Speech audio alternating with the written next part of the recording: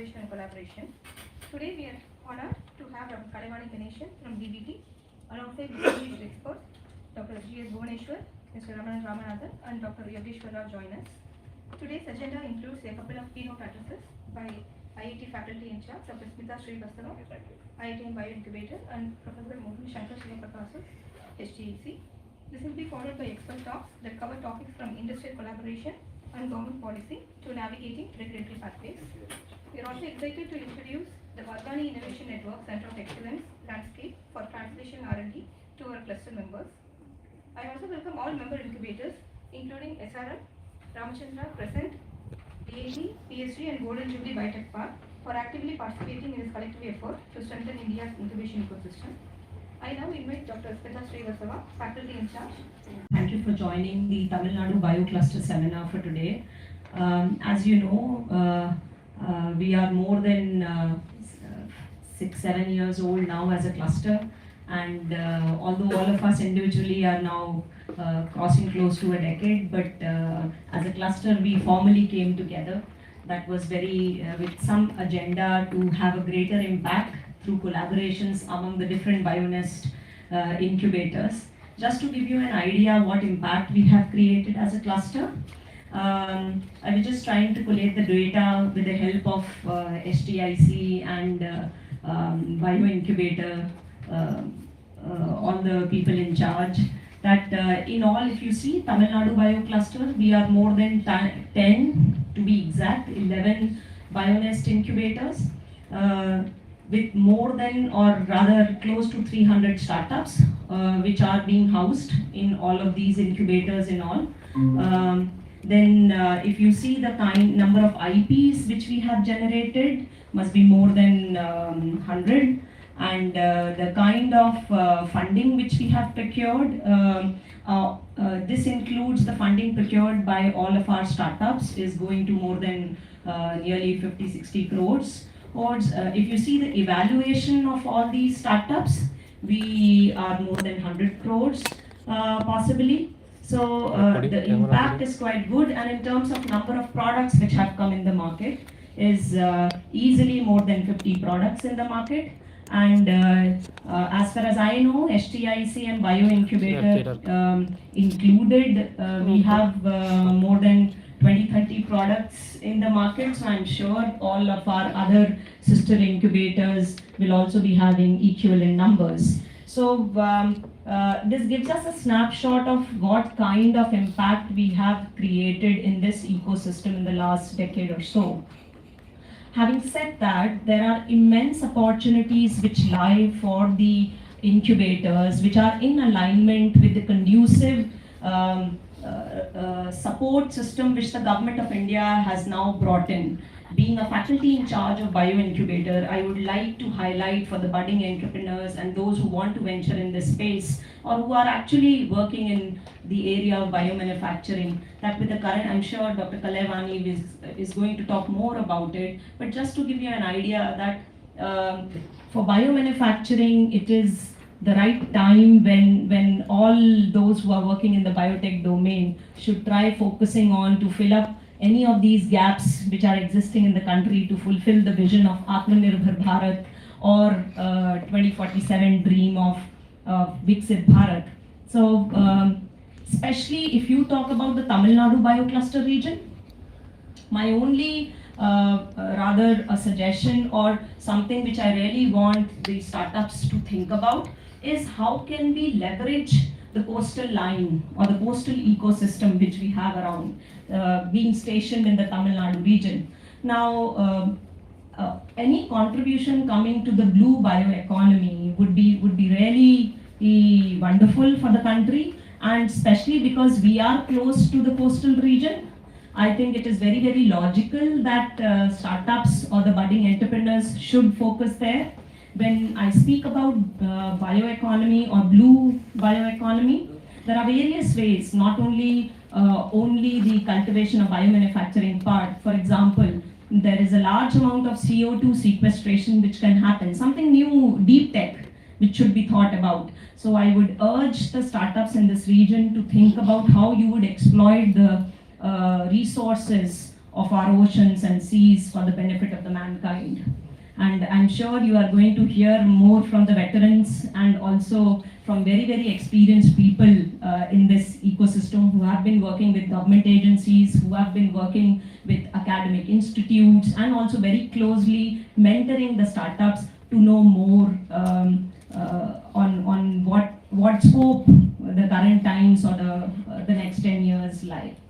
Thank you and welcome you all once again, and I'm sure you are going to have a good time. Make use of your stay in this ecosystem, see what we are doing at Bio Incubator as well as in HTIC. You'll get an opportunity to talk to various mentors who have come here from different other incubators, so please make use of it. Thank you. Thank you.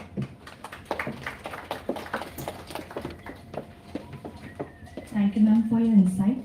Now, I'm honored to welcome Professor Mohan Shankar Shivaprakasam, sir, who is a faculty in charge of IIT Madras HTIC, IC and a Brain Lab. And he has been recently awarded the Rashtriya Vigyan Purashkar Award for his contribution in affordable healthcare technology. So, due to unavoidable reason, he has joined online to deliver the keynote address.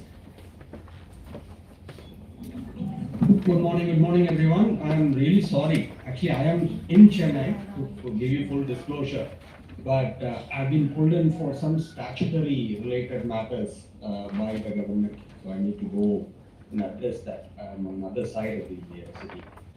So, we've been doing this almost every year, and I'm glad that it has sort of gotten into a cohesive way of looking at these problems. So, what I want, you've been hearing from me almost every year on the way health tech and Smita covered about biotech, particularly about the value chain and why you need to focus on the market, not just on your problem and your solution. So over the last 1 year, I've been looking at this very critically. One complaint we have, and all of us are facing the same thing, is even the most successful commercial products that are coming out of this field are not scaling significantly. So this is becoming a big problem now. It has various implications, not just for startups. It starts to affect the way we look at policy, and it starts to affect the way capital is being pulled into this. So, there are various reasons for that. I can sort of summarize in a larger sense.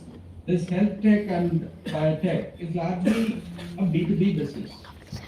You are selling to hospitals or you're selling to companies, and even though the patient or the consumer is the end beneficiary, they don't exercise their will and their conscious effort to choose something. Because as a patient, you basically have no right to choose the kind of medical device products that are used on you. Some cases, yes, but largely no. And this affects the way you run a business. So, the moment it becomes a B2B business, the capital structure of the business, the cash flow, the way you set up margins, all these things fundamentally change. And today, I can tell you from a venture capital market, investor market, whether it's venture capital or family office or funds, there is a strong view that health tech is not only a long gestational period, it doesn't have the kind of scale. Eventually, everybody needs a return. That's the reason they invest in the business. The scale that consumer goods, I'm not talking just e-commerce, other consumer goods produce, it's not producing that kind of scale. Returns basically follow scale. Once something scales, then returns follow. So this is something all of us have to really deeply look at, because this journey, which sort of started in India, BIRAC is one of the key enablers of the journey. It's now close to almost 15 years. BIRAC itself is now 15 years old, probably a little more, 2011, so it's almost 15, 16 years old.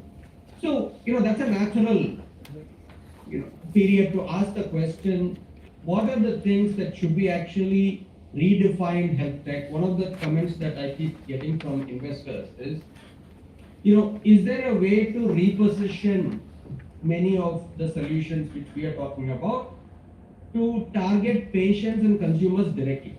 Now, that's obviously not possible if it's a medical related matter, because finally the care is delivered by the provider. You cannot self-administer the care. But there are certain sectors, certain aspects of healthcare where the care can be either delivered by a non-medical personnel, could be a paramedical or a health. There are new terms that are coming up, physician assistant, which are not completely hospital centric.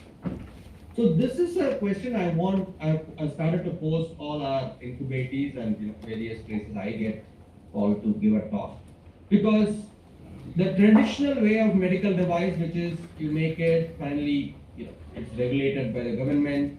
I have to admit, in a very poor way, since Dr. Bhuvneshwar is here. He has been fighting the battle for almost 2 decades now, 3 decades.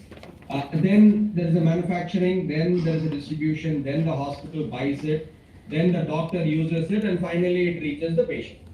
So this value chain has its own complications in terms of pricing power, competition.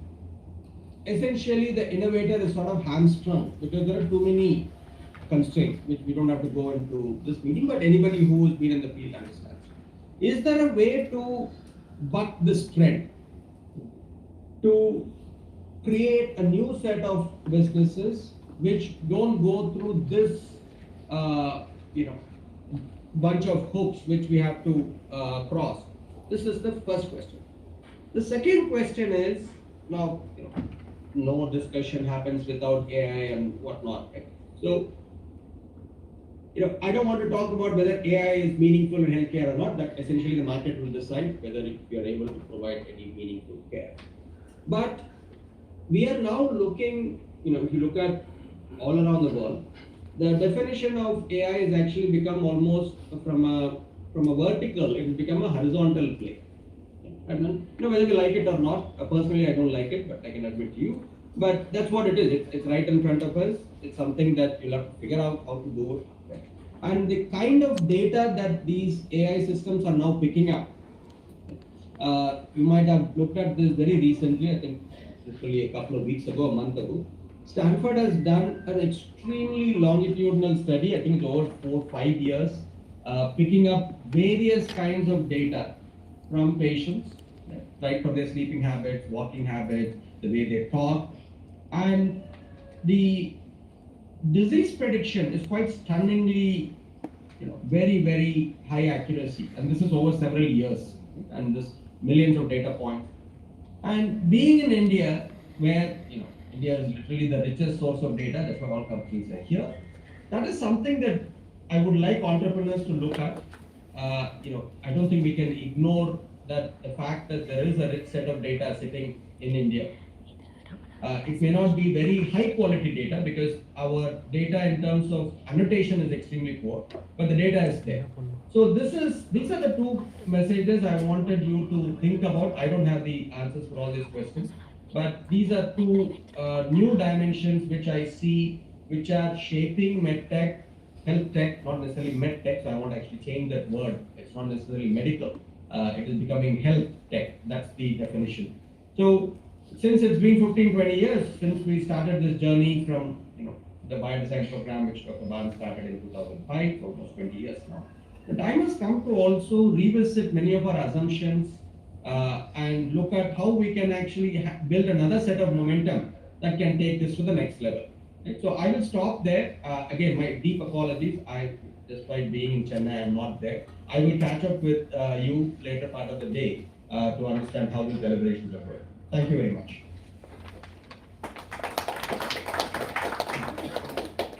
Thank you, sir, for your insight. So now I invite Ms. Sudha Rajagopalan, Manager at VIT TBI, to present the Tamilnadu Cluster Progress and Roadmap of 2026.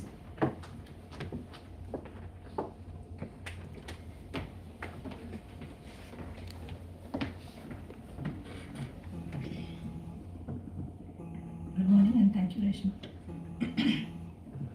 I'm extremely glad to present to you all the consolidated cluster progress report to give you a snapshot of achievements, collaborations, and upcoming plans.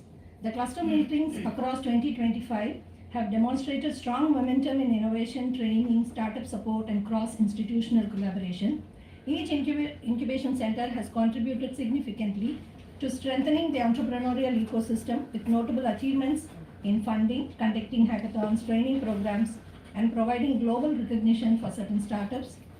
And the few of the key highlights I would like to mention: multiple large-scale events like the Smart India Hackathon, MedTech Hackathons, Healthcare Makeathons, and Student Ideathons have been organized across centers. Hundreds of student teams and startups have participated, generating innovative ideas and prototypes. Trainings and workshops have been an ongoing activity. Extensive hands-on training programs in molecular biology, bioprocessing, instrumentation, 3D printing, and regulatory affairs have been conducted, apart from many others. Outreach to schools and universities, engaging thousands of students in biotechnology and entrepreneurial skill building, have been part of the workshops. Startup achievements include securing significant funding through incubators. One of VIT's TBI's healthcare portfolio company, Lamarck Biotech, had raised 6.5 crores via angel investment during the past year. Similarly, PSG Steps, Progen Foods had raised about 1 crore from IKP Knowledge Park, and multiple big grants and other CSR funding grants have been raised through incubators by the startups. Some of the success stories include Shark Tank India showcases. Startups like the 1000 Farms incubated at IITM Incubation Center were finalists at the Solve at MIT 2025 Global Climate Change Program, and acquisitions like the IIM Neo incubated at PSG Step, to name a few. Collaborations and partnerships include signing of MOUs by incubators with other institutions like the University of Toronto India Foundation, Savita Institute of Medical Sciences, Cytolab, and Andhra Pradesh MedTech Zone, to name a few again. Industry partnerships have been established with Pfizer, AWS, ANSYS, CADFEM, Novo Nordisk, Yokogawa, and others. Active participation in Startup Mahakumbh, Tamilnadu Global Startup Summit, and few startups were also part of international delegations abroad.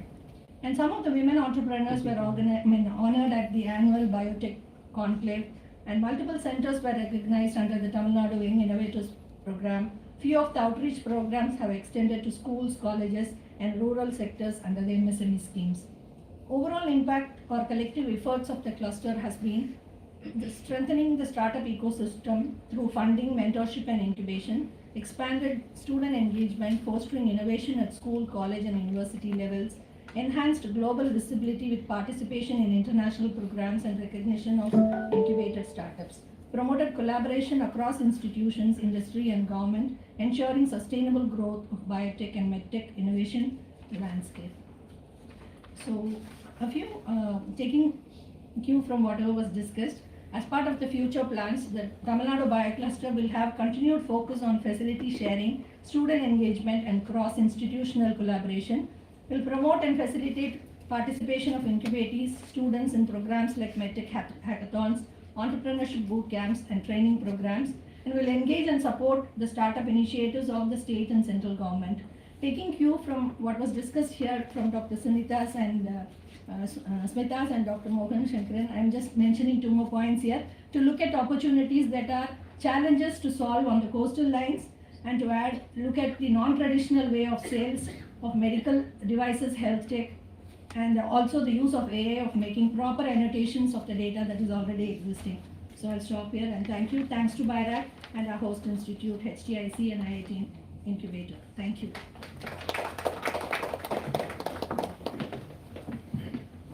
Thank you, ma'am, for your wonderful talk.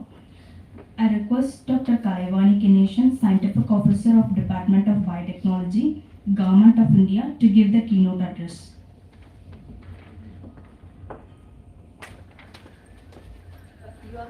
Ma'am, you are Ma'am, you are on mute. Good morning. Namaskar, everyone. I wish I could have been there in person today. I could see some of the stalwarts like Dr. Bhuvneshwar, Dr. Yogeshwar Rao, who actually I started working in the beginning of my career, and of course friends like Smita, Mohan and all. So anyway, so talking from Delhi virtually is also a great opportunity in these days of technology. I would like to congratulate HTIC and IITM Bio Incubator for this initiative conglomerating the bio incubator network in the state. So I was serving as a joint director in the state, if some of you remember, at that time on deputation from DBT, and that time actually we initiated this cluster initiative where we registered Tamilnadu as a cluster because we always felt there were fewer institutions of national importance that has been established. Even DBT does not have an institute there, DST does not have. So we thought at least we should conglomerate whatever resources are available and try to make a cluster which would stand out. And I'm happy to hear the achievements that was read out now. So we have really spearheaded the innovation and entrepreneurial network. And of course, taking cue from whatever Smita was saying now, as you all know, DBT is piloting and steering the Bio-E3 policy towards a shift for bio-based manufacturing from the chemical manufacturing.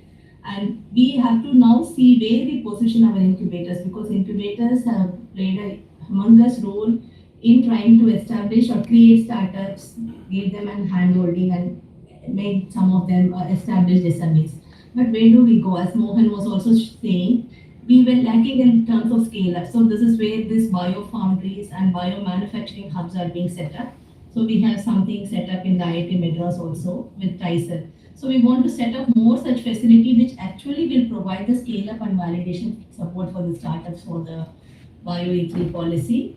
And taking cue of again Smita, what she was saying about the coastal. Now what we are looking at in our Bio-E3 is whether sugar will be the new oil. We want to replace oil, petrochemical with sugar. Sugar is also limited. So can we go to coastal? Can we go to seaweeds? Can seaweed become a feedstock to pilot this? So all these innovations should come from all of you who are sitting there. So I hope many such innovative ideas will come. And going to MedTech, because before doing this Bio-E3, I was largely working for the MedTech ecosystem and had set up many bio design centers across the country, including HTIC. And we had the National Bio Design Consortium, Dr. Bhuvaneshwar was chairing those meetings. So what I found when Mohan started, it was really ahead of its time. So the nascent ecosystem was ignited that time. And we made tremendous achievements in terms of able to create products and also deploying them for the public health. What we still lack is the scale, which we rightly mentioned. We could not establish something like the Andhra MedTech zone, where we can put in manufacturing lines, assembly lines for the startups to come and do the assembly.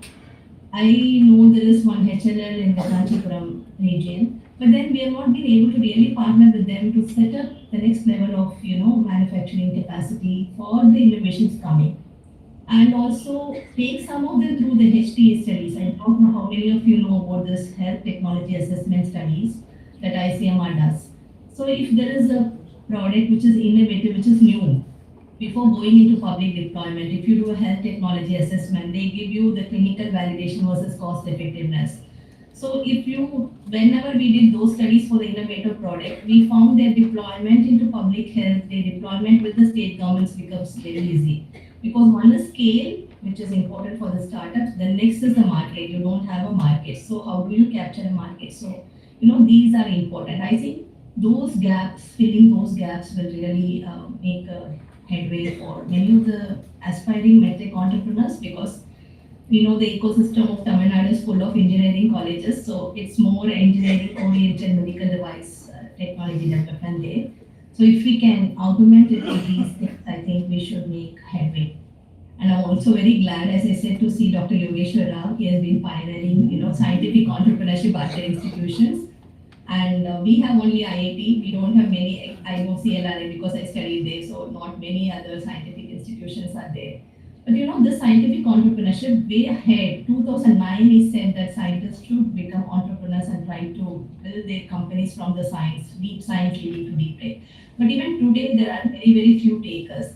So the startups have come in and they are doing a lot of good work. But then it's also important for academicians to learn, and that's happened in the IIT ecosystem, not so well in the research ecosystem. Even DBT tries to, keep pushing these with our institutions. Now we are under break. and we have done an operational guidelines, sir. I will be happy to note we have made a lot of provisions within your own framework, and then still they are not taking off. So I think when scientists are there from the institution, so they should make the push towards the scientific entrepreneurship and spin-offs rather than just IITs doing it. These are some of the early thoughts I would like to share. And of course, I would like to say Government of India is there to support the startups, because startup is going to take us for the Make in India. There are not many big industries in our country. So we look at startups to do that, and we are here to bridge all the gaps that the startup needs in terms of providing the validation, manufacturing support or investment, so that you can become the enablers and do the Make in India and of course the Viksit Bharat dream for the country. So I would like to end here. Thank you, and I'll be present in the meeting to listen to all of you. Thank you very much. Thank you, ma'am, for your valuable insights. Now I welcome Mr. Ramanathan sir to deliver a talk on catalyzing innovation through industry collaboration, strengthening the role of corporates in Indian incubation ecosystem.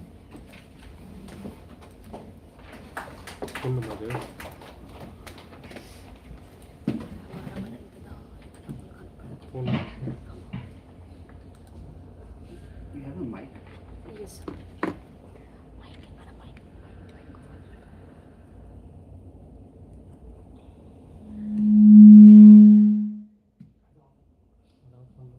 Switch this off. Okay.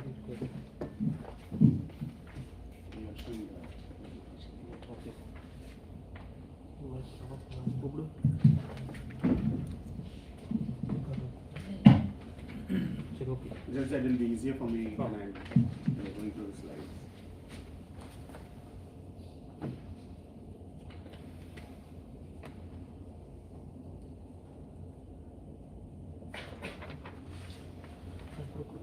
Or maybe it's not required. You can hear me clearly? Yeah, I think might be better. Huh? Might will be better. Yeah. Good morning, everybody, and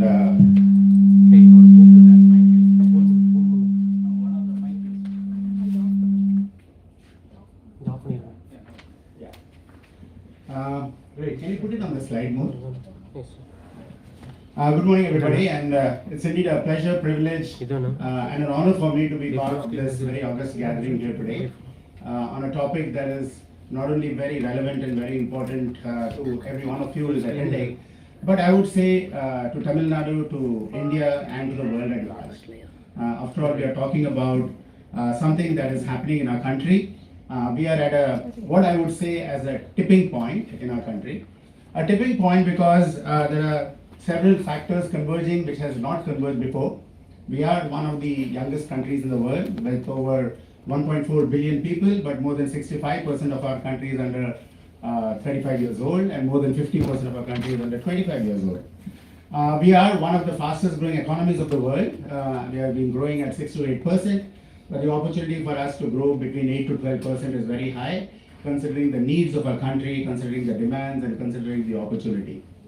And thirdly, we are living in a world where technology has become affordable, accessible, available, and advanced.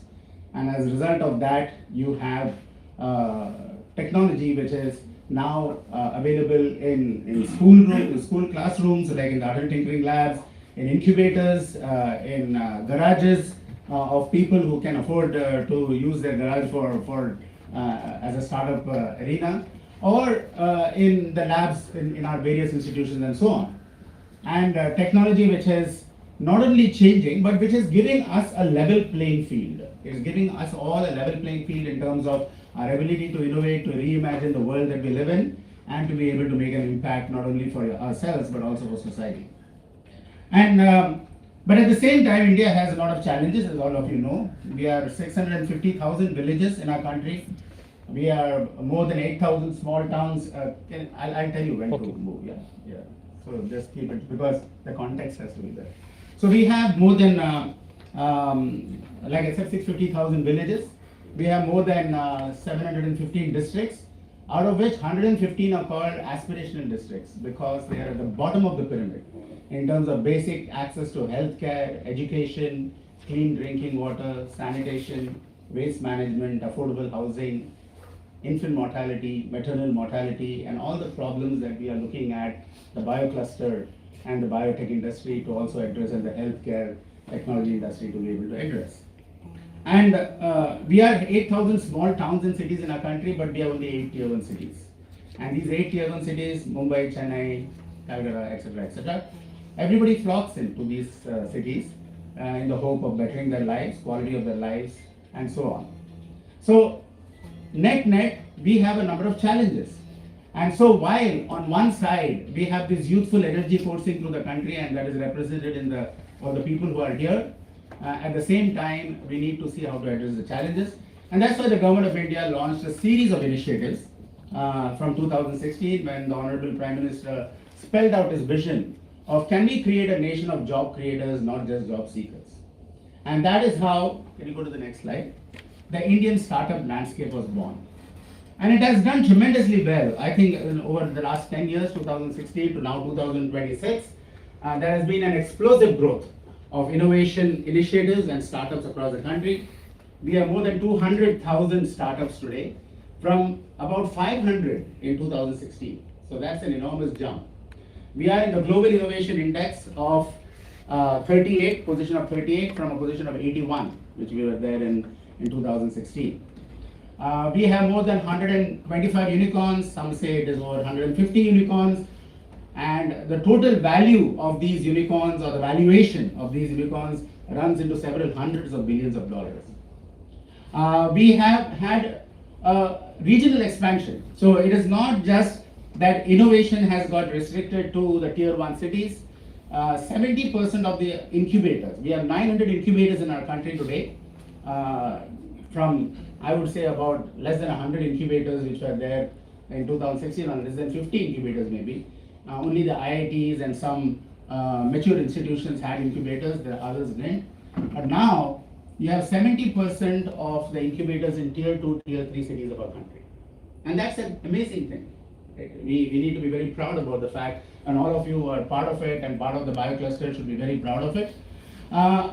We have also had a deep tech shift over the last couple of years, and that's how the biotech, deep tech, India AI mission, MATI, startup hubs, accelerator programs, and so on and so forth, all of these have been given birth to.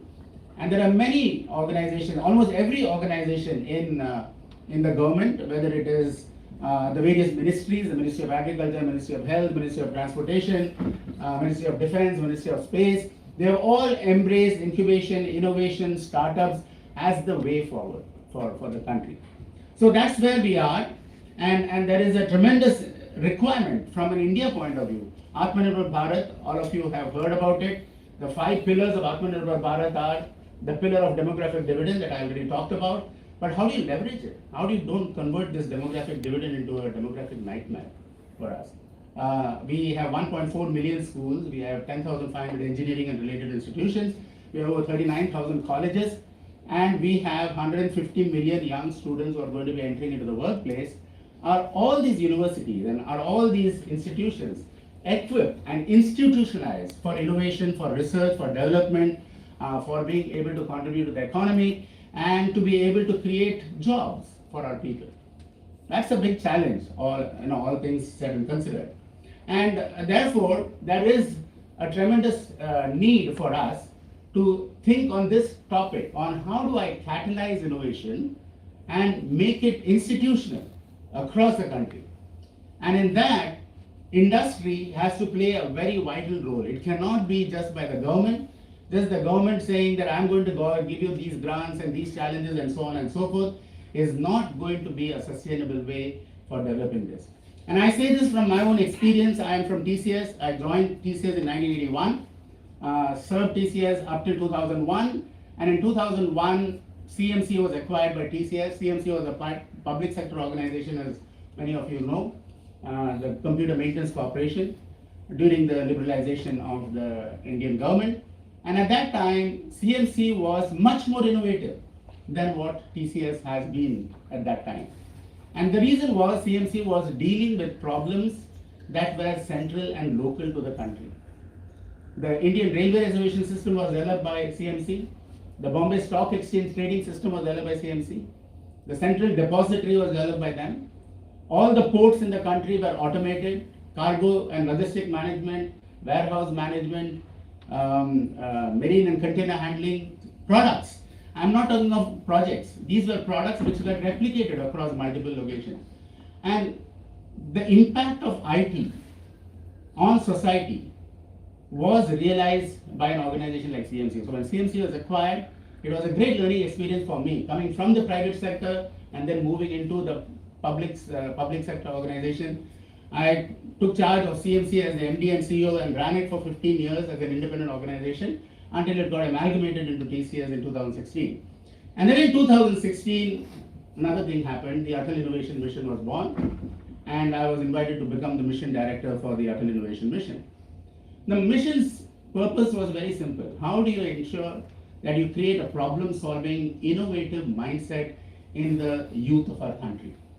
You can say, I want to be an entrepreneurial country, I want to be a startup country, but unless you create the entrepreneurial mindset and the problem-solving mindset and move away from this rote learning, certificate earning, job-seeking mindset and move into an IP creation, problem systems thinking and job creation mindset, this is not going to happen.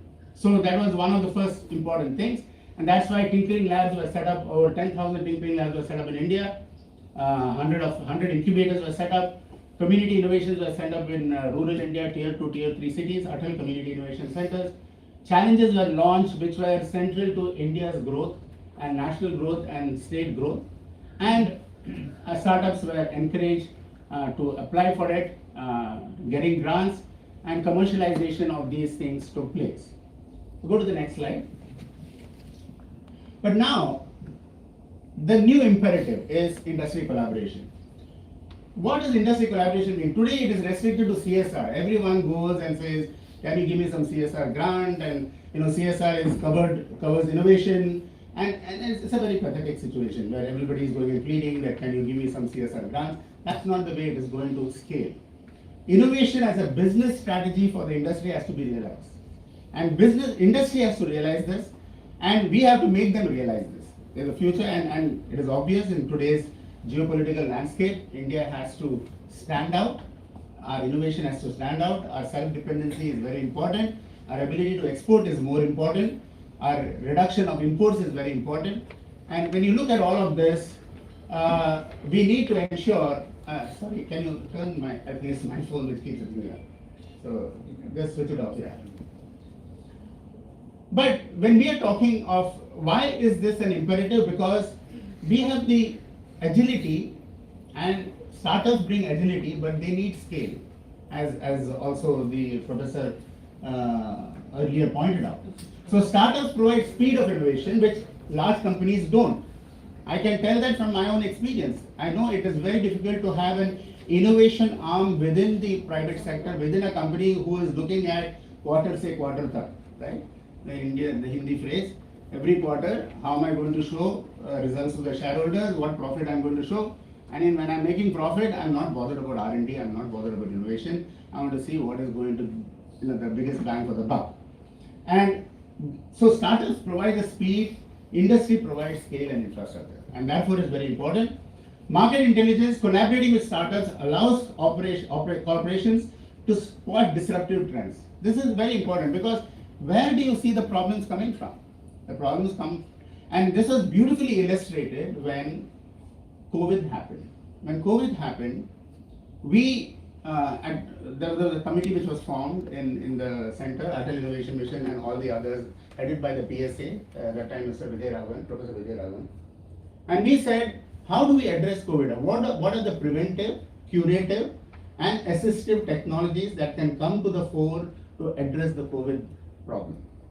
And we looked at and we launched a challenge not a challenge, we asked whoever has a potential preventive, assistive or a curative. Assistive being, you don't want to touch anything, people were afraid to even step into somebody's house, masks were required, etc., and all of this stuff which we all know about. We didn't get any solutions from the corporates. 1,500 startups applied and they pivoted their solutions for addressing this. So it is not that 1,500 startups had solutions, but they pivoted many of their solutions, and out of that came COVID, Out of that came the vaccine distribution software and all of that. Out of that came a number of institutions, and we selected 150 out of them. And these 150, we said we need collaboration with the industry. Because in order to test it out and in order to roll out that product, you needed labs, you needed sophisticated infrastructure, which these startups didn't have, which even the government didn't have. And so we leaned upon the industry, and industry responded magnificently. And I think what India achieved in the COVID crisis is incredible, considering our population, considering the density, etc., and considering that how many people lost their lives in other countries, but very few lost their lives in India. It's a fantastic achievement. But that was a great example of startups collaborating with corporations and providing disruptive technologies to be able to hit the market running. And that's required, and that can happen even now. Supply chain resilience is very important. Leveraging local tech startups reduces the dependency on global imports. Now, I think we import a lot, not necessarily in medicine. I mean, we are one of the better providers of medicine, generic medicine everywhere. But in terms of technology, we really import a lot, and we don't need to. 1 million engineers graduating from this country every year. And then we are still not designing semiconductors, we are not even in the design path and so on and so forth. So that means a lot of things that can be done. And industry collaboration with startups. Startups are there, they will bring the ideas, they will bring the capability, but then the industry has to support. Go to the next slide, please. So here are some strategies. Pillar 1, corporate venture capital. I think industry should, and we should encourage industry. Can you set up internal funds to invest in startups that align with their core business? So there are two parts to it. In all of this, it is not just the industry has to do it. We also have to play a role in being able to convince the industry that this is to their advantage. More and more companies are setting up funds like this. HDFC Bank has set up, Axis Bank has set up, Jio has set up, and so on and so forth. Startups will get the patient capital, the initial capital, and a guaranteed first customer. Corporates get a front row seat to the new IP. This is the advantage for them, benefit. This is an advantage to the startup. A great example is Reliance JioNext. I think they have done a fantastic job, not necessarily in the healthcare field, but in general. They have been able to mentor and invest in AI and 5G startups to build the Jio ecosystem. And I think it's progressing great. We can learn from these examples and apply it to our healthcare industry. Big hospitals like Wockhardt or companies like Johnson & Johnson and AstraZeneca, etc., who are there in India and who look at India as a market, we need to persuade them to have this sort of funding to be able to assist startups, and especially with the biocluster that is there and the biotech startup. More than 100 startups, 100 incubators are there today with biotech DBT. So the current trend for even the corporates is shift from financial return on investment to strategic synergy. This is the trend that some have, the early movers in the industry have already started observing. The Tata Group, for example, has got a TGIF, Tata Group Innovation Forum, and the Tata Group Innovation Forum looks at not only internal innovation that can come from the Tata companies, but also external innovation, outside-in innovation which can come. Can you go to the next slide? The pillar 2 is the sandbox and co-innovation strategy. Real world testing and validation is very important, especially in biocluster, especially in healthcare, tech, medtech and so on. So can the industry provide startups access to their high-end labs, enterprise data and manufacturing flows to run proof of concepts? I don't think we are doing enough in even the incubators to be able to push this cause forward. We ran a challenge in Delhi, Atal Innovation Mission, the state government, Delhi, IIT Delhi, and the Danish, the Swedish government. The three together launched healthcare challenges, and we had companies like AstraZeneca and so on commit to not only the funding of the selected startups who are able to give some good response to the challenges, but they provided full access to their domestic and international labs. We asked them for this, they provided it, and we said this is your contribution. So the the money contribution was much less in terms of value as compared to the labs and the quality requirements of whatever solution was being developed. There are many other examples like T-Hub and Boeing have set up a, not necessarily in the medtech, in health tech, but in engineering. And so collaborating on aerospace and defense technology allows startups to test components in Boeing certified environment. Now why I'm bringing this example is, flying an airplane, you cannot afford it to fall down. In health tech, you cannot afford to cause any damage to any patient or their lives. Their lives are at risk, and when you're flying in an airplane, lives are at risk when you are giving some medicine. So it is very important, real world testing and validation, and we need to have this sandbox and co-innovation strategies being followed. Go to the next slide. Next slide. Next slide. Yeah. The third is industry, academia, and startup triad. As far as healthcare is concerned, research and innovation go together. There's a lot of research that also needs to be done, applied research and innovation. And so corporate funded R&D centers are very important. I think more and more of these have to be set up. IIT Madras is a shining example to the rest of the country. But why do we have only one such center? Why are there not 50 such centers in India? That's the need of our country, right? And so corporate funded R&D centers located within university research parks. You get access, great access to PhD talent. We have 22 IITs today in India. We have 31 National Institute of Technology, and of course we have a whole lot of other institutions and so on, which are some are. When I visit and I travel, I see them as world-class institutions. I don't see any institution today who are, I visit SRM and I'm amazed at all the stuff that is happening there and so on. So how do we ensure that access to the talent that is coming out from there, and it is a duty for us.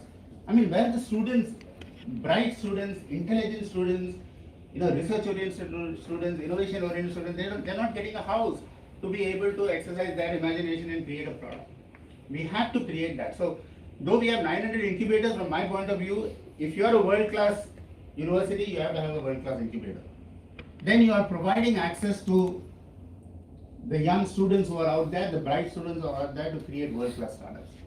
This is a very synergistic thing, and it doesn't happen with less numbers. The numbers are important, but the quality is as important.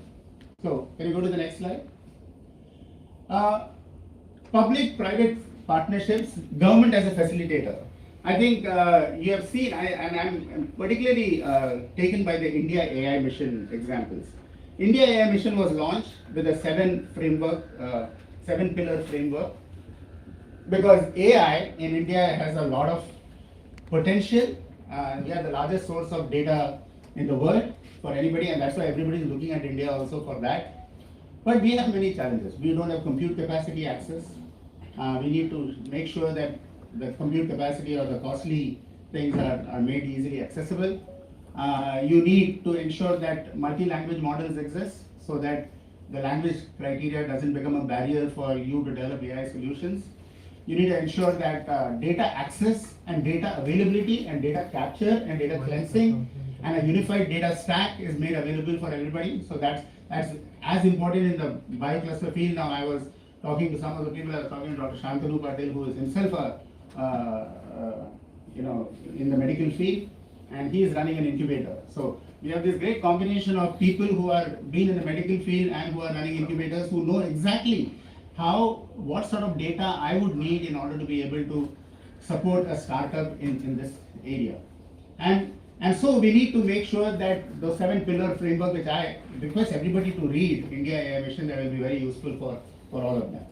The National Biopharma Mission, collaboration between government, private labs, and startups is a great example. Please go through that example, it's available on the website. And these are all helping us in de-risking early stage innovation through government grants and procurement mandates. One thing that I found is there are many incubators, but they don't even know what grants are out there. This is a big, I tell this, you have an incubator head, and the incubator head doesn't know that these schemes are out there, and these schemes they can apply for, and these grants are available. And how do you make a quality application for the grant? there is a cut and paste sort of approach for a grant application, and you don't get selected. A good application always gets selected, and so we need to make sure that all of these are addressed. Go to the next slide. So all of this looks good, but there are challenges. Challenges is bureaucracy versus agility, and I'm talking of bureaucracy not just in the government, but we are talking about bureaucracy in institutions also, bureaucracy in universities, and that prevents agility. So anything that prevents agility should be taken off. And then big corporations also are bureaucratic. You go to a corporation and they say, yeah, we want to do something with you, and then there is an elaborate process of approvals from top to bottom, which finally defeats the entire system. So this is something that we need to educate the industry to. IP protection is a challenge. If let us say industry collaborates with an incubator and throws a challenge, and then a solution comes out of it, who shares the IP? Does the IP belong to the, because supposing I'm giving a huge grant for that, then there is a demand for it. So we need to work it out, and we need to have templates, and the government can help in creating such templates to boost the innovation. The pilot track, moving beyond small scale pilots to national scale implementation. So as the professor mentioned, we are not scaling. Why are we not scaling? So are we stuck to a successful pilot, and then we have what they call as pilotitis? So you get stuck in the pilot and you are happy with the success of the pilot, but nothing beyond. So we need, and national scale implementation requires industry participation, because they have the market, and then you can make sure that can happen. Of course, government is also a big buyer of services, so that is another one. And appointing a dedicated chief innovation officer or a startup lies in, not just in the university. Universities have chief placement officers. Everybody has a chief placement officer, right? And they're all looking at how many placements. When they show my institute is good, I get 97% placement, my highest salary is 55 lakhs, etc., etc. But nobody talks about my people got selected for innovation, and there is no chief innovation officer in the university. Similarly, there is no chief innovation officer in many institutions, many corporates who are looking at outside-in innovation besides the inside-out innovation. And we go to the next slide. There are good examples. I don't want to go into the details of startup synergies between industry and this. I'll leave this slide with you all so you can go through that. Go to the next slide.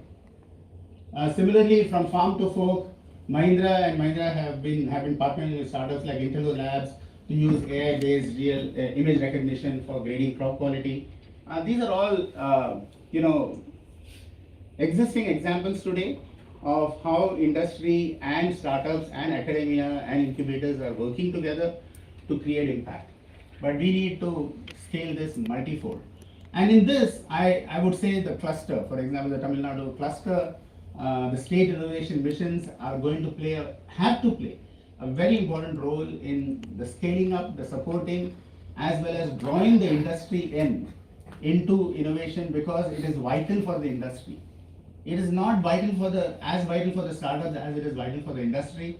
If we want to be highly competitive, we want to move up the global innovation index from a position of 38 now to the top 10, which we can, because our people are there everywhere. Satya Nadella is heading Microsoft, Sundar Pichai is heading Google, Shantanu Narayan is heading Adobe, Arun Krishna is heading IBM. Given that ecosystem, they all thrive. Why can't we create the same ecosystem in India to help us all thrive? And industry should play a big role in it. Go to the next slide. So the way forward is building a sustainable innovation engine, which is outcome oriented, moving from pilot projects to full scale integration. We have a global ambition, and that global ambition is possible, but we need to ensure that industry acts not just as a mentor, but as a customer and investor simultaneously. That is when we will be truly able to realize the potential of our innovations. Next slide. So our call to action is, can we convert this into the India's decade of collaborative innovation? Our strength lies in our ability to marry grassroots innovation with global corporate scale. And our vision for 2030, a self-reliant India, and a 2047 vision of Viksit Bharat. Viksit Bharat goals are and inclusive innovation capabilities spread across creating socio-economic impact. We have a requirement, one of the goals, those of you who have gone through the Viksit Bharat goals, one goal is zero poverty, another is access to healthcare for all, and then of course the poor, the marginalized should be taken care of. There should be no farmers, etc., etc. Women inclusivity is extremely important. I think we have been doing well, but we still have only 20% of the entrepreneurs as women in India. 80% are still male entrepreneurs. We have somehow inducted women directors in many as CEOs in the startups. That is just fulfill the criteria, but otherwise they are not really playing an important role or I don't know whether they're playing any role. Some of them are. That's not the way we can address it. We really have to create. And I want to share an example. Atal Tinkering Labs, when we launched, we have 10,000 Tinkering Labs, we launched something called a Tinkering Marathon every year. And in that marathon, 45% of the winners are girl children. And that is incredible because we don't have 45% enrollment of girls in the schools. We have less than 30% who drop, because 30% are there. Finally, the 8th, 9th, 10th, a lot of children drop out, a lot of girls drop out from our villages and so on and so forth. And then to have 45% as winners as girl children is quite a revelation for the entire Atal Innovation Mission and for the country. Which means, given the empowerment, given the access to the tools, technologies, they turn out to be even better than most of the guys in innovation and entrepreneurship. So collaboration is the only way to turn the demographic dividend into a digital dividend and not into a demographic net. Thank you so much for giving me a chance to share a few thoughts on this.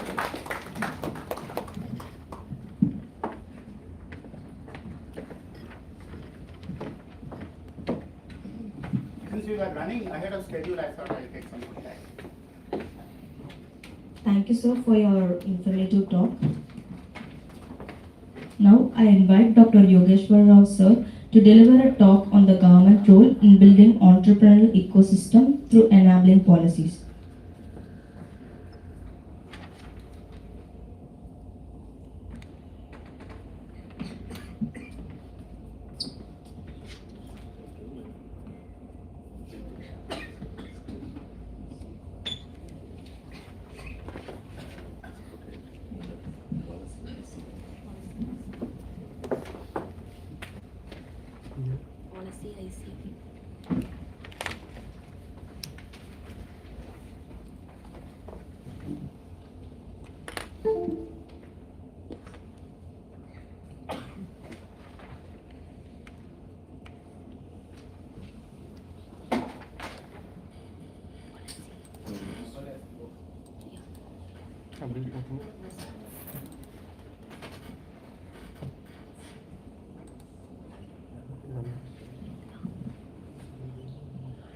Yeah, good morning. Good morning.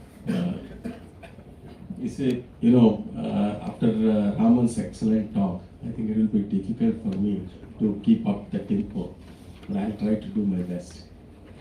I have a problem because this topic was decided by the organizers. I haven't decided, and it's difficult, to keep this particular topic engaged among the people, because it's a dry subject and it will be difficult for people to appreciate. So you have to take with that little this thing. Let's go. And I believe even the people, those who are working in the government, do not understand policies very well. That's the reason why many policies won't come into the picture. I think before we go into the actual talk, I must tell this is with my diverse experience from various roles that I have played, and I had culled out some of the things. For a few of them I had taken earlier some initiatives, which I will just discuss some of those things. And these are the things that I think that will be very, very useful. Whatever the prescription that I suggested is only from my point of view, whatever is good for the thing, but it can be added by many people, It could be a different prescription could also be possible. So I am open for that particular kind of suggestions if there are anything. And similarly on the policies also, if there are some suggestions, I would be very open. Now, can we go to the first slide? Yeah. See, I was just talking about, in fact, Kalaimani has also, alluded to this particular thing. In 2009, that we moved a cabinet note for a suite of 4 initiatives that what we talked about it. Those are the 4. One is setting up the incubation centers by all the institutions. Okay. Second one is permitting the scientific establishment to invest knowledge as an equity in the startups, and permitting the researchers to have a equity stake in scientific enterprises. This thing. And third one is facilitating the mobility of researchers between industry and scientific establishment. This is in addition to what you have. You have Lian and the other one which you have sabbatical. These are in addition to that. This is the third one that we created for the scientific community in those days. I think it is good to see now. It's about 15 years or 16 years. What kind of pros and cons, or what kind of thing that has happened in this particular thing. I will try to take up only 2 of them. The rest I don't want to. Actually, Kalaimani said the third one has not been really taken by the scientific community, but this is important, this thing. But now it is people have started looking at that particular thing and trying to take that particular thing. Go to the next slide. See, most of the government agencies, maybe except the BIRAC, insist that you should be a Section 8 company or an independent society for receiving the grants from the government, whether it is TBI or whether it is TIDE or whether it is even Atal Innovation. All of them expect you to have a Section 8 company or a society, independent society, because that is what it gives you sort of, general administrative, operational, financial autonomy to the incubators. Otherwise, you will be bogged down by the institutional bureaucracy. That is what alluded by Raman, saying that but institutions also have its own bureaucracy. You will get into that particular thing. Now, strategic growth, if you look into this, each of these will have an independent board. So independent board will be ensure the strategic direction, faster decision making will be possible in this kind of a thing. These are all the pros. Basically, if you set up a Section 8 company, these are the pros. Investment opportunities, you can hold equity in any of the companies or any startups that you have. You can hold the equity. That is the advantage that you have. Autonomy is freedom to frame your own rules, frame your own kind of things for procurement of the things, or even recruitment of people or any of those things. You can have your own rules, and then you can have those things. Based on that, you can operate the entire thing. Self-sufficiency, because most of these agencies, when they give you a 3-year or 5-year grant, they would expect you to become self-sufficient in that period of 5 years. Okay, and quite often this is the biggest problem for many of the things, and I'll just get in. And particularly very difficult for Tier 2, Tier 3 cities. You will find a lot of things have been disappeared. A lot of incubation centers disappeared because of this particular self-sufficiency, and I'll explain you a little on that particular thing. Incubators to retain revenues that what you have earned and use it as and when you require that particular thing for the actually creating the entrepreneurial ecosystem or entrepreneurial activity within the institution or place. So these are the pros. There will be also cons. Actually, whenever you have something, there will be some cons. Go to the next slide, please. Look at the cons. Inequity. Now, what happens? ICs are not accorded the same status as academic departments. This is one of the most difficult things. I am excluding from here these IITs. IITs are different from all other institutions. If you look at the most of the institutions like universities and other things, which comprises over 900 to close to 1,000 universities within the country, they have the problems. I'm not talking about the IITs. IITs are different because they talk from the day one onwards, product. So they know what exactly the importance of a startup or importance of developing a product and other thing. So IITs are excluded from this particular thing, but the rest of the institutions falls into the particular thing. Now, in academic department, what it does, it trains the people, it trains the students to become employment ready. Okay. Now, what does the startup do? Startup also does on-job training to make entrepreneurs.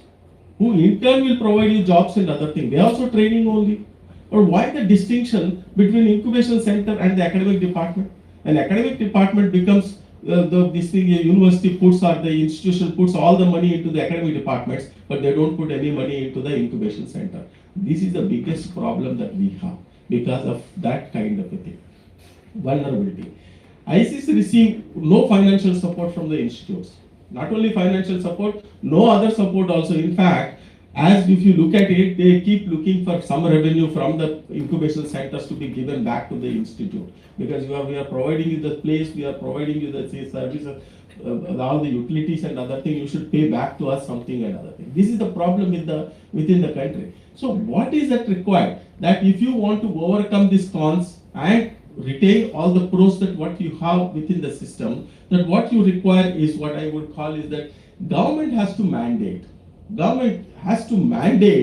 the academic institutions to accord incubation centers parity with the departments that they have within the system, academic departments, and extend institutional, administrative and financial support to ICs at the same lines as they give it to the academic departments. I think it is very important. This has to be done by the Department of Ministry of Education and say that this is what we are going to give so that you can invest into that particular thing for the future requirement and other thing. So this is the as far as the what I call is that the incubation, setting up the incubation center. So the policy that has come in 2009 has succeeded only partially because of some of these reasons. Because no university has funds and they are not able to even provide a quality space for the incubation centers. But if the government mandates it, they may be able to create that kind of facilities and support as and when. And this is very important from the point of tier 2, tier 3 cities. And tier 2, tier 3, because of the lack of the ecosystem within the small cities, you would find very difficult for them to get self-sufficiency. If they don't get self-sufficiency, they disappear very soon. When I was a member of the NSTDB, TBI, that what creates the TBI, I was a member of their top body at one time. When I was a member at that time, they had about 150 such TBIs. This was much before what I call is that we were 2016 Startup India, all this kind of euphoria. And sometimes I feel this government is fond of reinventing the things what they have done earlier also. I mean, that's what basically happens. Some of the things that Dr. Raman has said, we have already experimented in 2000. For example, the biggest PPP program that I have run, I was spearheading, called New Millennium Indian Technology Leadership. Bhubaneswar was also part of that particular thing with one project. And that was the biggest that we have done. But that has been closed subsequently for different reasons and other things, so I don't want to get into that particular. So what I'm saying, this government is fond of reinventing the same thing again and again. So what I am saying is that we have done so many of those things, but then this is becoming a problem. So what we require is basically mandated. You make incubation centers like any other department that you have, because they are also doing the same job what an academic department is doing. So that's how we should look at it this way. Go to the next one. Knowledge is an equity as an investment. So this is that because government actually, if you remember that in 1998 or 97, when Dr. Chidambaram was the finance minister, first he announced it in the budget that he is permitting the institutions to create what I call invest their knowledge into equity. But any proposal within the budget has to be translated into a sort of a policy and then put it into this thing, and nobody did on that. So as a result, that has died at that time. When we was trying to do this cabinet note in 2009, we have also again took it up that particular thing, and we created that particular, we have a process how to do it and other things. But in that process, we also missed something. So that's what I want to tell you what is that we have missed in that. So at that time also, fortunately, was Chidambaram was the finance minister. In fact, he looked at the entire cabinet note, he read, and then he has approved that cabinet note, because finance minister has to approve the cabinet note before it goes to the cabinet. So basically, what happened in this particular thing, although the scheme is available, people are not able to utilize the scheme. Because the reason is very simple, that institutions cannot invest in certain what I call is in certain of the areas. For example, they can invest in only safe decided or informed, indicated by the ministry only, you can invest into that particular thing. So as a result, what happens is that if you invest in any other than the ones what have been prescribed by the government, you will lose the income tax benefit. All the institutions get the income tax benefit, and if you invest in other than the government indicated schemes or government indicated government securities and bank safe deposits, these are the things that are permitted because they are considered the safe investments. Other than the safe investments, if you do anything else, you would lose your income tax benefit. Because of that, nobody could use this particular thing. And we also didn't know that particular time that these are the kind of thing that it will come in the way, and we could not use this particular thing.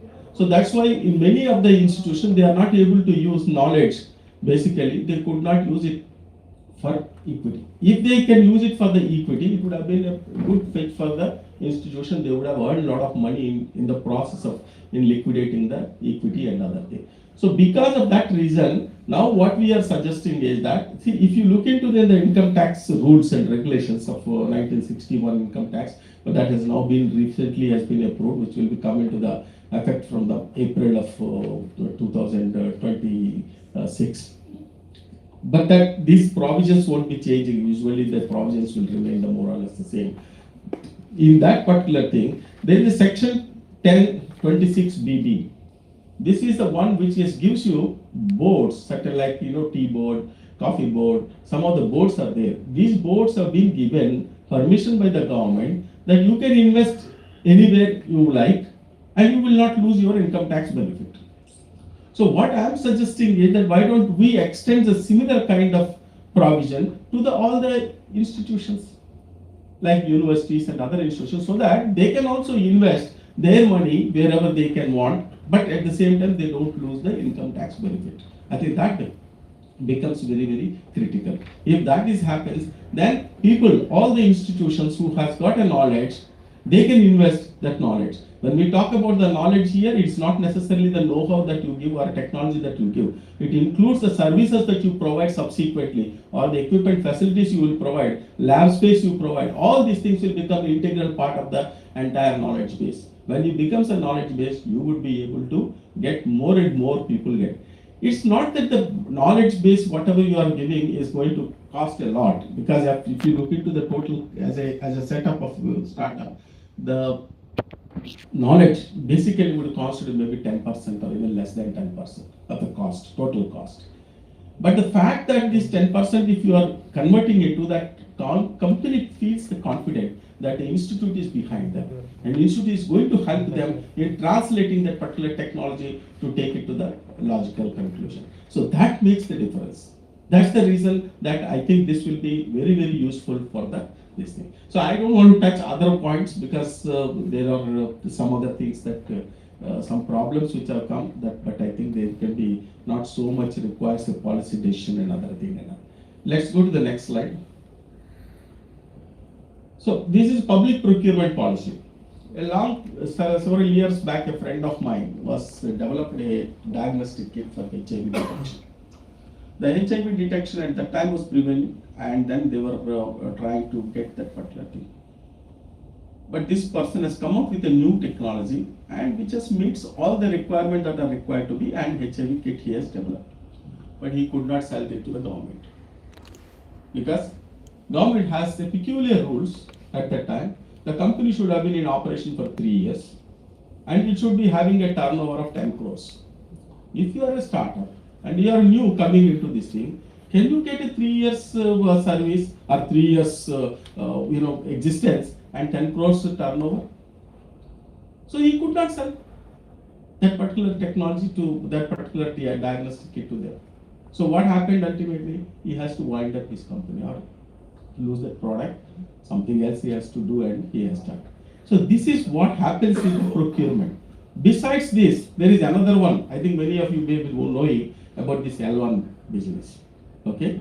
Now, if you look into the Japanese encephalitis JE vaccine. India, many vaccine companies manufacture this JE vaccine. But the government is not able to procure from them because the China gives it much cheaper price. So we buy from the China because of JE vaccine, because of L1. L1 do not distinguish or differentiate with whether you are an international body or a national body. So they buy it from the L1. Whether it works or not is not botheration of the government, because it's coming for L1, so you buy it from L1. I mean, this is something which is very, very difficult for people to digest. What we need is a policy. That policy. I personally feel, actually, if you look into it, I'm not going to read that, please go through it, whatever you feel like. See, actually what I feel is that the government should feel that they should be the first buyer for this kind of things. If you want to promote ultimately the indigenous developments of the things, or Vikasit Bharat, if you are talking about, and become Atmanirbhar Bharat, you should be able to support it, all these things. If you don't support it, there is no question of people coming with the new products and other things. And when you bring it the new products, you should be the first buyer. Even if you have to dump it into the Bay of Bengal, it doesn't matter, but you buy it. And support the companies in such a way so that the companies will feel, emboldened to do more and more such kind of a products. I think that's what is very important and very requirement. So that's what we are saying, is that you should come out with a dedicated public procurement policy, should be formulated with specific provisions to support products developed by startups based on innovative technologies. I think this should be done by the government. Okay, next slide please. Growth phase centers. We talk about a lot of times about the deep tech.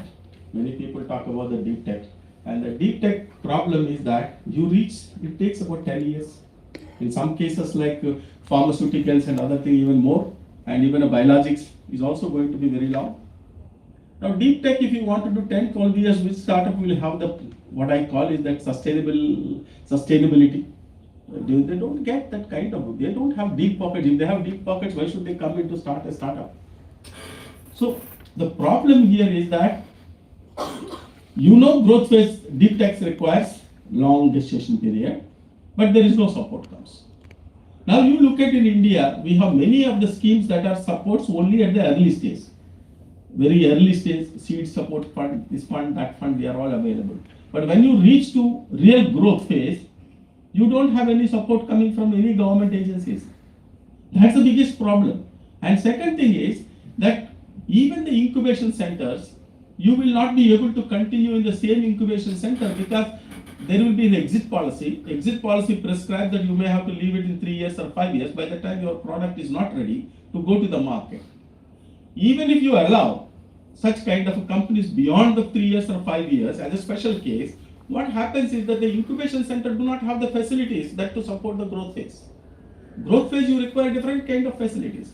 So you are stuck with in a place where there are no facilities, so as good as not being there.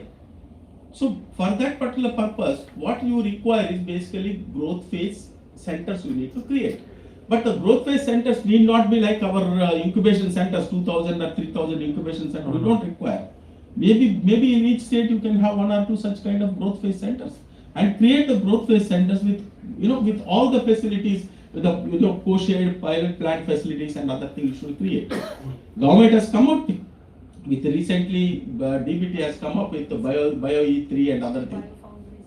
Bio E3, Bio Foundries, but if you know that particular thing, that they don't give it to any incubator that much. For supporting, creating the facility, they give it to only to the companies. And the company, once he takes that facility, why he will give it to you? The company will not give it to you because he requires that he is going to use it. So actually it is required to be created in the public space for some of the things. If not, I am not saying that you stop giving it to the companies. You give it to the companies whoever wants to get that particular thing. But you also create so that many people can utilize particular facilities. And that is what I am suggesting is growth phase centers along with shared pilot facilities should be established in select locations to accelerate product development and enhance investment attractiveness. So these are the things that what I thought would be very, very important for the growth phase centers. Next. Indigenous raw material development. How many of you are biologists here? You see, where do you get your all raw materials and reagents? Basically you import? No, you import basically. Okay. So how long you will continue to import?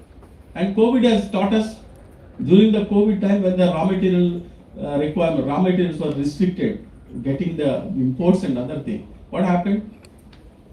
We have stopped some of those productions. So this is going to happen. But who is taking any responsibility to develop all these indigenously, these raw materials and other things? Nobody is bothered. Not even the government agencies. They talk about you develop, but where are the raw material comes and where are the reagents will come, no one will. You look at any of them, it's not only in the biotechnology. Other than biotechnology, also the most important thing is all the raw materials are imported. We have so many schemes we have done. Why can't we have one scheme to develop these kind of raw materials? And the problem with this raw material is another thing, that your demand is very small. So when your demand is very small, you can't depend on one or two products and then try to make a success out of it. It will be very difficult.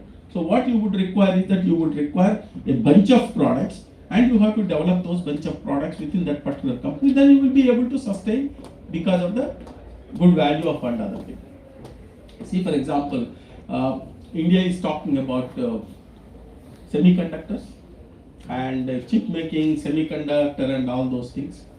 Now, the chip making and semiconductor requires electronic grade chemicals. Who is making in this country? So you will have to import all these electronic grade materials. When you are going to depend upon somebody, what will happen to your chip making companies? I don't know. I mean, see, the policy wise, we think about the top, but we don't think about the bottom, what is required and other thing, The whole thing has to be thought about it, the whole thing has to be put into the place.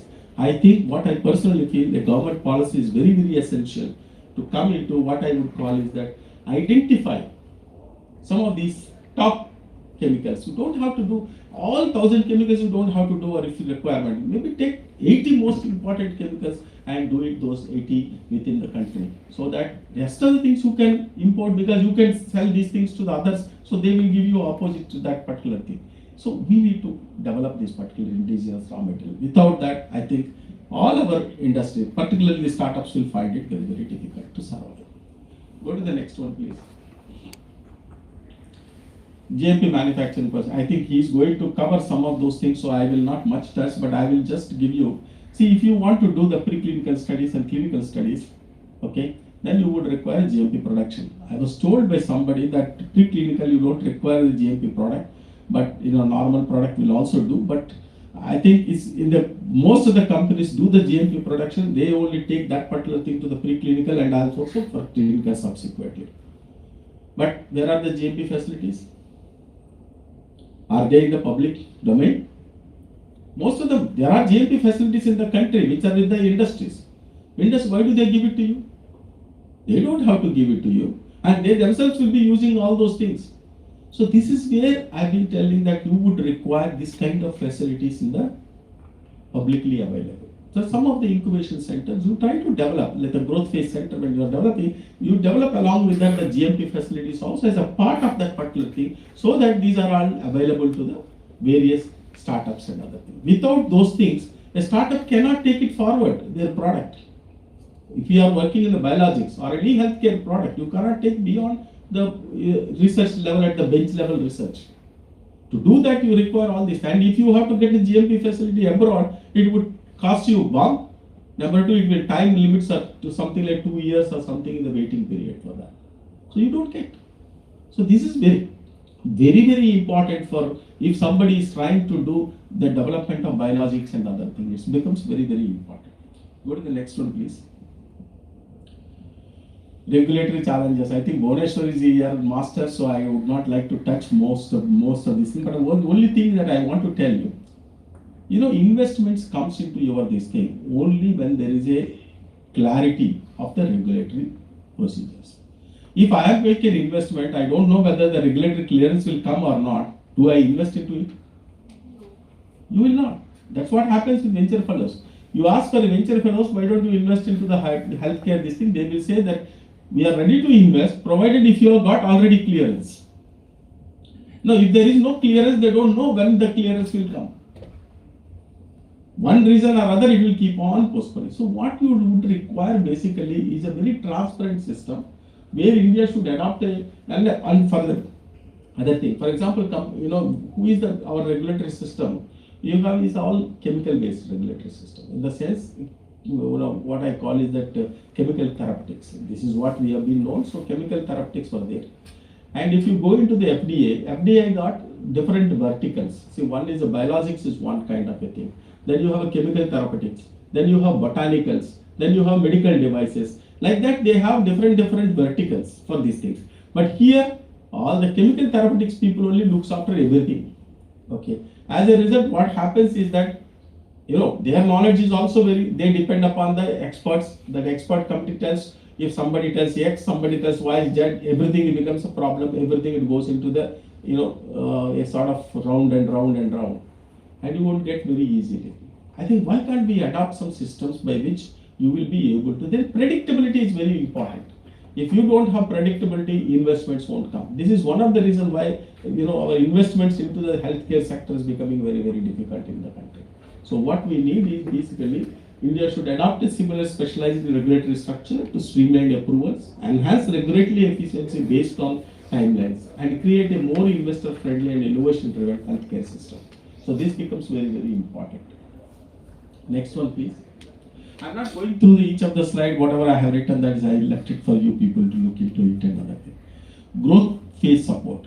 As I told you earlier, you have a lot of schemes that talks about growth phase center is different from growth phase support. Growth phase, as I told you, that many of the companies, many of the things that early stage you give, big gives you 50 lakhs. After big, what will happen? There is no funding available. Okay. So what we require is the growth phase support. The growth phase support means 2.5 to 3 years to 5 to 6 years is the real growth phase. During that phase, you would require a good amount of money. And you should need to give. And you don't give this money as a grant. You give it for equity. Just like anybody else is being given, that you take for the equity and give it for the equity and take that equity into that particular company. You also take the risk like him. And that's what the government should do. And that's where the scheme should come. For example, seed fund support scheme is there of the Department of Industry and IITM.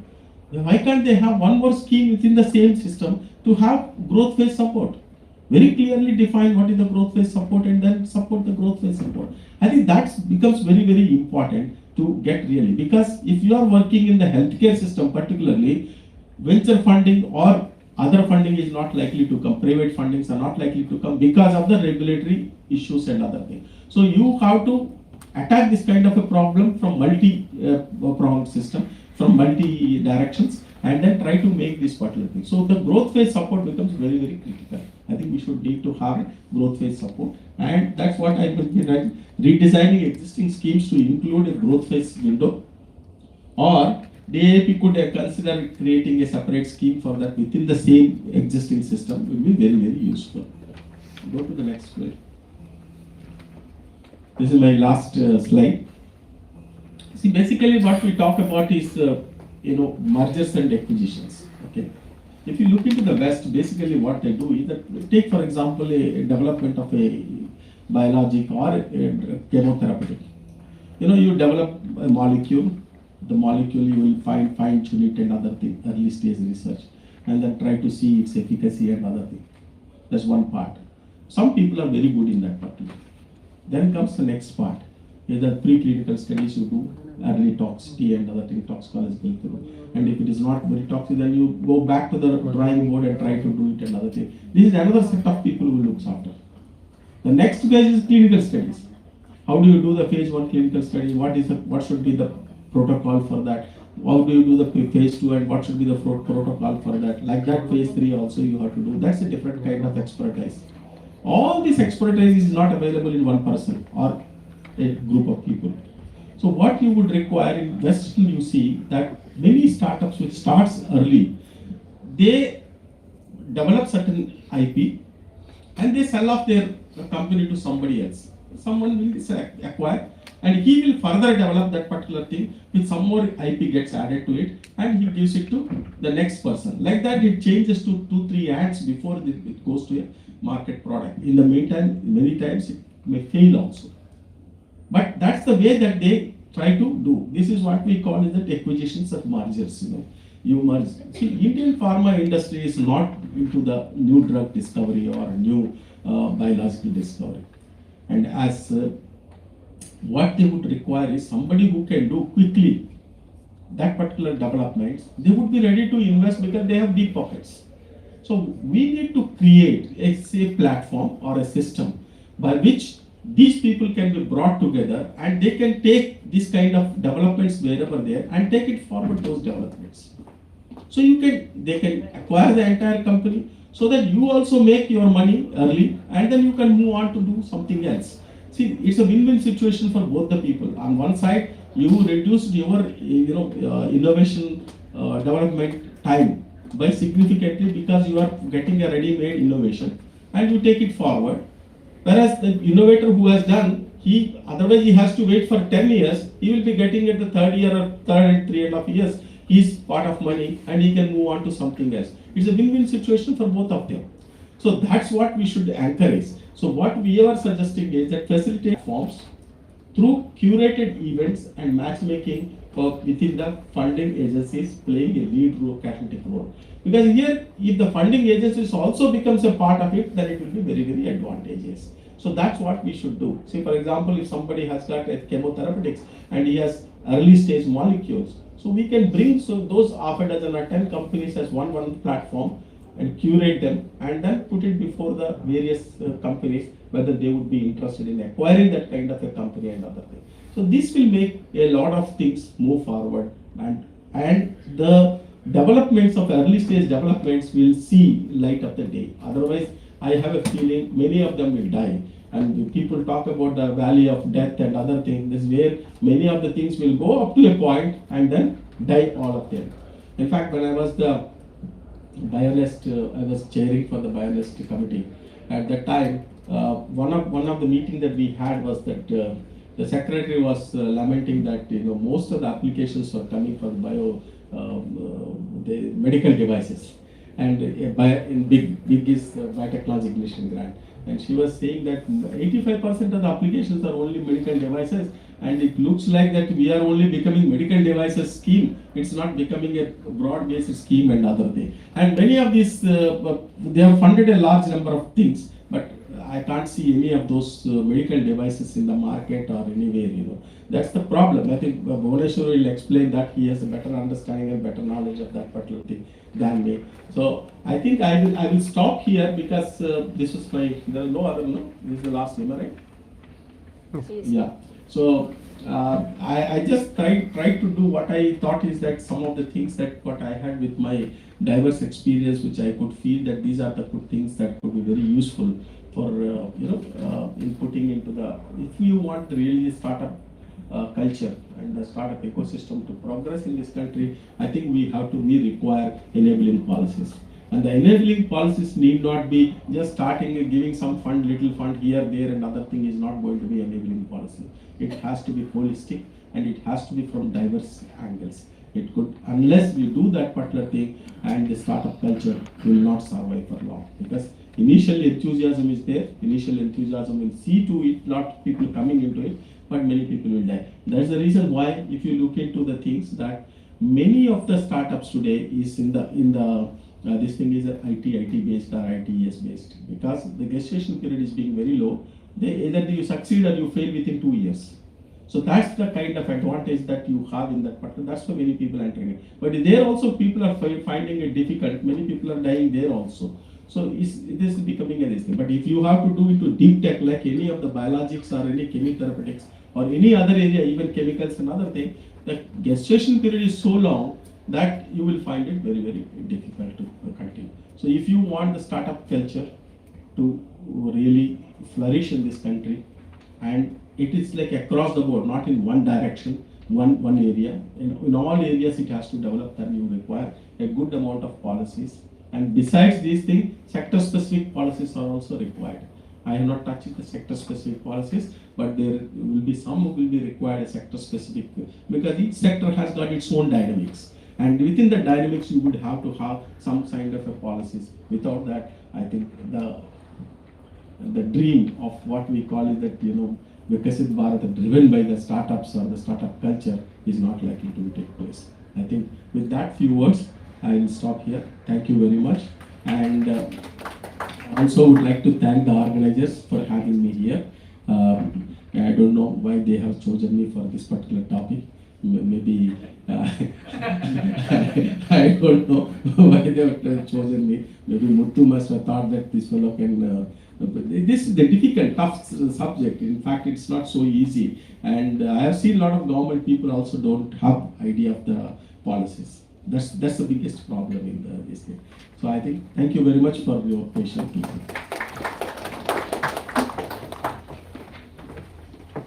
Thank you, sir, for your informative talk. Now, I request Dr. Bhuvaneshwar, sir, to deliver the talk on navigating the regulatory pathways for startups.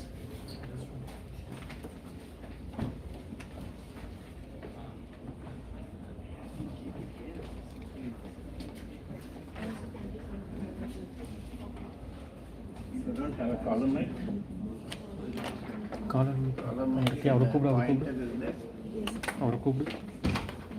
Okay, let me start. Presentation is already.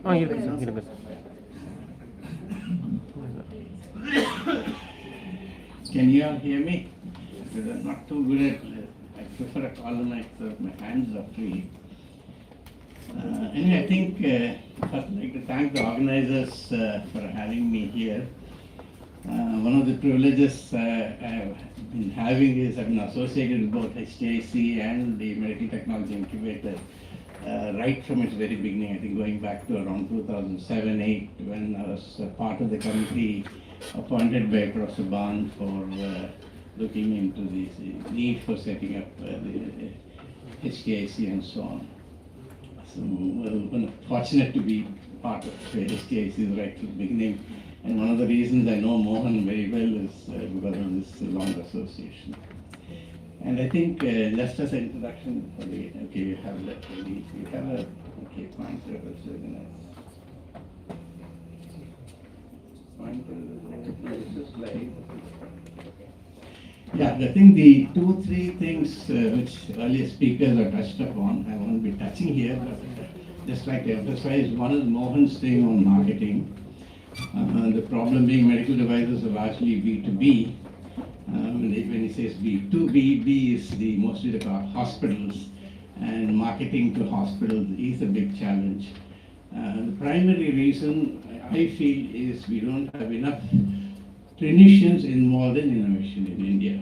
If you go back to medical, my background is in medical devices, so a lot of what I say is related to medical devices. So if you look back into the history of medical device development, particularly it started post Second World War in the 50s in US and Europe, you will see that a large number of medical device innovations happened starting from clinicians. The primary reason is that they identified the clinical need for the product, and then they were behind many of them. If you look at heart valves development or something like heart-lung machines, dialysis machines, all these were actually done by clinicians, not by engineers. So one of the problems in the medical device ecosystem in India we have today is we don't have enough clinicians involved in innovation. And I think if you really want the Bioness cluster to succeed, I think this is the key problem, because you're looking at healthcare products, you cannot leave out the clinical thing. You cannot tell them, I developed something, okay, you come and use it, and then they're not going to do that. You need to involve them right from the day one. And when they become part of the innovation cycle, you'll find that they become the key opinion makers, and then it's much more easier to get into the market. I think that's one important part. I just thought I'd add to what Mohan said. The second part is what Dr. Rao just mentioned about the growth phase of product development. I like to call it the development phase, the first one being the innovation phase.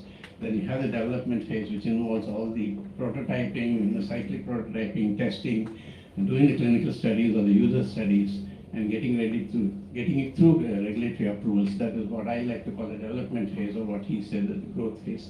And we don't have enough support facilities in growth. The GMP requirement comes in that. And this is a problem. In fact, apart from startups, I find a lot of very good research happening in IITs. I know a lot of IIT Madras faculty. Similarly, I know a good group of faculty in IIT Bombay also have been associated with both institutions. And the problem is good research happens in the academic labs, but they don't go forward. They just fall into the valley of death. And the primary reason being inadequate facilities for the growth phase, what I like to call the development phase, both in terms of infrastructure and support, technical and other support, as well as financial support. So these are the two major weaknesses I thought I would highlight before I go into the regulatory part. So just briefly, I thought I would be addressing a lot of startups here. So actually this is more for startups and not policymakers or managers, but anyway, it's good to know what's happening. So again, this is based mainly for medical devices. The drug and vaccine side is like the regulatory approaches are slightly different, but still they're all being regulated by the same government agency. So I'll just briefly talk about risk-based approach to medical device regulations. MDR stands for Medical Device Regulations. And the current status in India and the medical device rules 2017, under which regulations are being implemented, and the subsequent notices are there. The second part is what most startups keep asking me is when should we start implementing some of the requirements of regulatory requirements? At what phase of development should we start? So I'll briefly address that in the second part, because time is a little short for discussing detail. I think the most important thing for all startups, medical device startups, is to understand what are medical devices. This is the international accepted definition for medical devices today. And the two important lines, first is does not achieve its principal intended action by pharmacological immunological. That it is whatever is not a drug, whatever is not a vaccine or a biological product, or a metabolic support like nutritional supplements, they all end up being medical devices. This is the primary problem. It's an extremely broad area of devices and technology being covered by one regulatory approach. And today it includes software also, so I'll briefly mention about the software part. I think the important thing is the globally accepted regulatory principles. Please be aware that these are the key, this is the foundation of how medical devices are regulated. The first is the essential requirements. Now this actually came out of the European approach, starting in late 80s actually, and was defined in the 1993 medical device amendments. First is the essential requirements. How do you have such a wide variety of devices, starting from simple stethoscopes or even tongue depressors down to complex CT and MRI machines? How do you regulate? What are the basic principles? So these are defined in the essential requirements or essential principles of safety and performance. So the first important thing is all medical devices must be safe, and they must perform as a developer or the manufacturer claims. These are the two critical aspects. And there are a certain set of design requirements. I won't go into those. Second is how do you regulate or control or ensure the safety of this wide range of products? Because you have very simple, low-risk products, like surgical instruments or a stethoscope, down to complex high-risk implants and so on, which, like a heart valve, for example, if it fails, the patient can drop dead, or a pacemaker, for example. So the basic approach internationally has been to take a risk-based approach. We define the risk of each device, classify them generally into 4 classes, and then say that the level of regulation is proportional to the level of risk. So this is a very fundamental principle in medical device regulations. And it's being applied, of course, into other areas like drugs and vaccines also to some extent. But this is the foundation for medical devices. So risk-based classification of medical devices and the level of regulation is based on the level of risk. So more the risk, higher the level of regulation, higher the level of testing and documentation that will be required to prove your safety. The third major principle which came out of the European system is called conformity assessment. So how does a manufacturer show that your device meets the essential requirements? This is called conformity assessment. By conformity assessment, you show.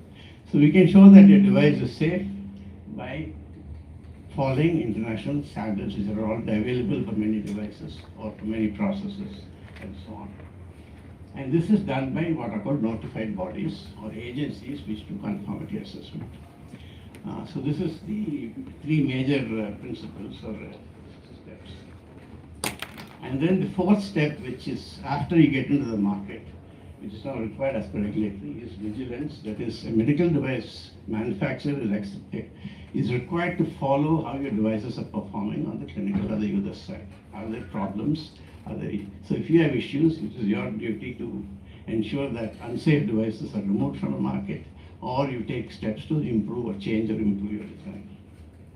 And the post-market surveillance is what devices do. Vigilance is what a regulatory authority does on the devices that are already in the market. Now, as I said, the wide range of risk we have in devices. So how do you define risk? What is the risk? So internationally, the risk is defined based on the nature of body contact and the duration of body contact. So more the closer the contact to the body, in touch with the body or inside the body, or just a blood sample which is outside the body, the risk is different. Obviously, a blood sample is being tested outside poses much lower risk compared to an implant or a device which is inside the body. And again, the duration of contact. So short term, we have less than 24 hours, stethoscopes and so on, where the contact is very low. Then you have medium terms, that is up to say 30 days, maybe using like a urinary catheter, for example, which stays inside for about a week, 5 days to a week probably. And then you have the permanent implants, which are more than 30 days.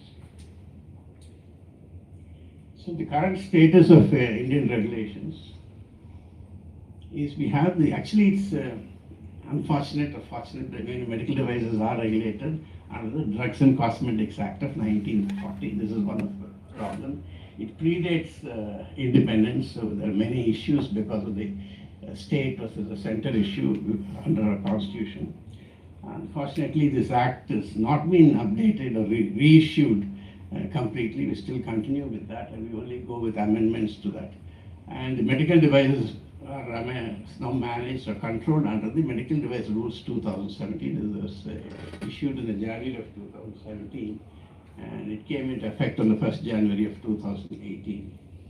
So the aim of the cosmetic, they cover drugs, cosmetics, biologicals, including vaccines and medical devices. As you mentioned, there are 4 major verticals internationally, and our CDSCO, the Drug Controller of India, under the CDSCO actually is the regulator for all this.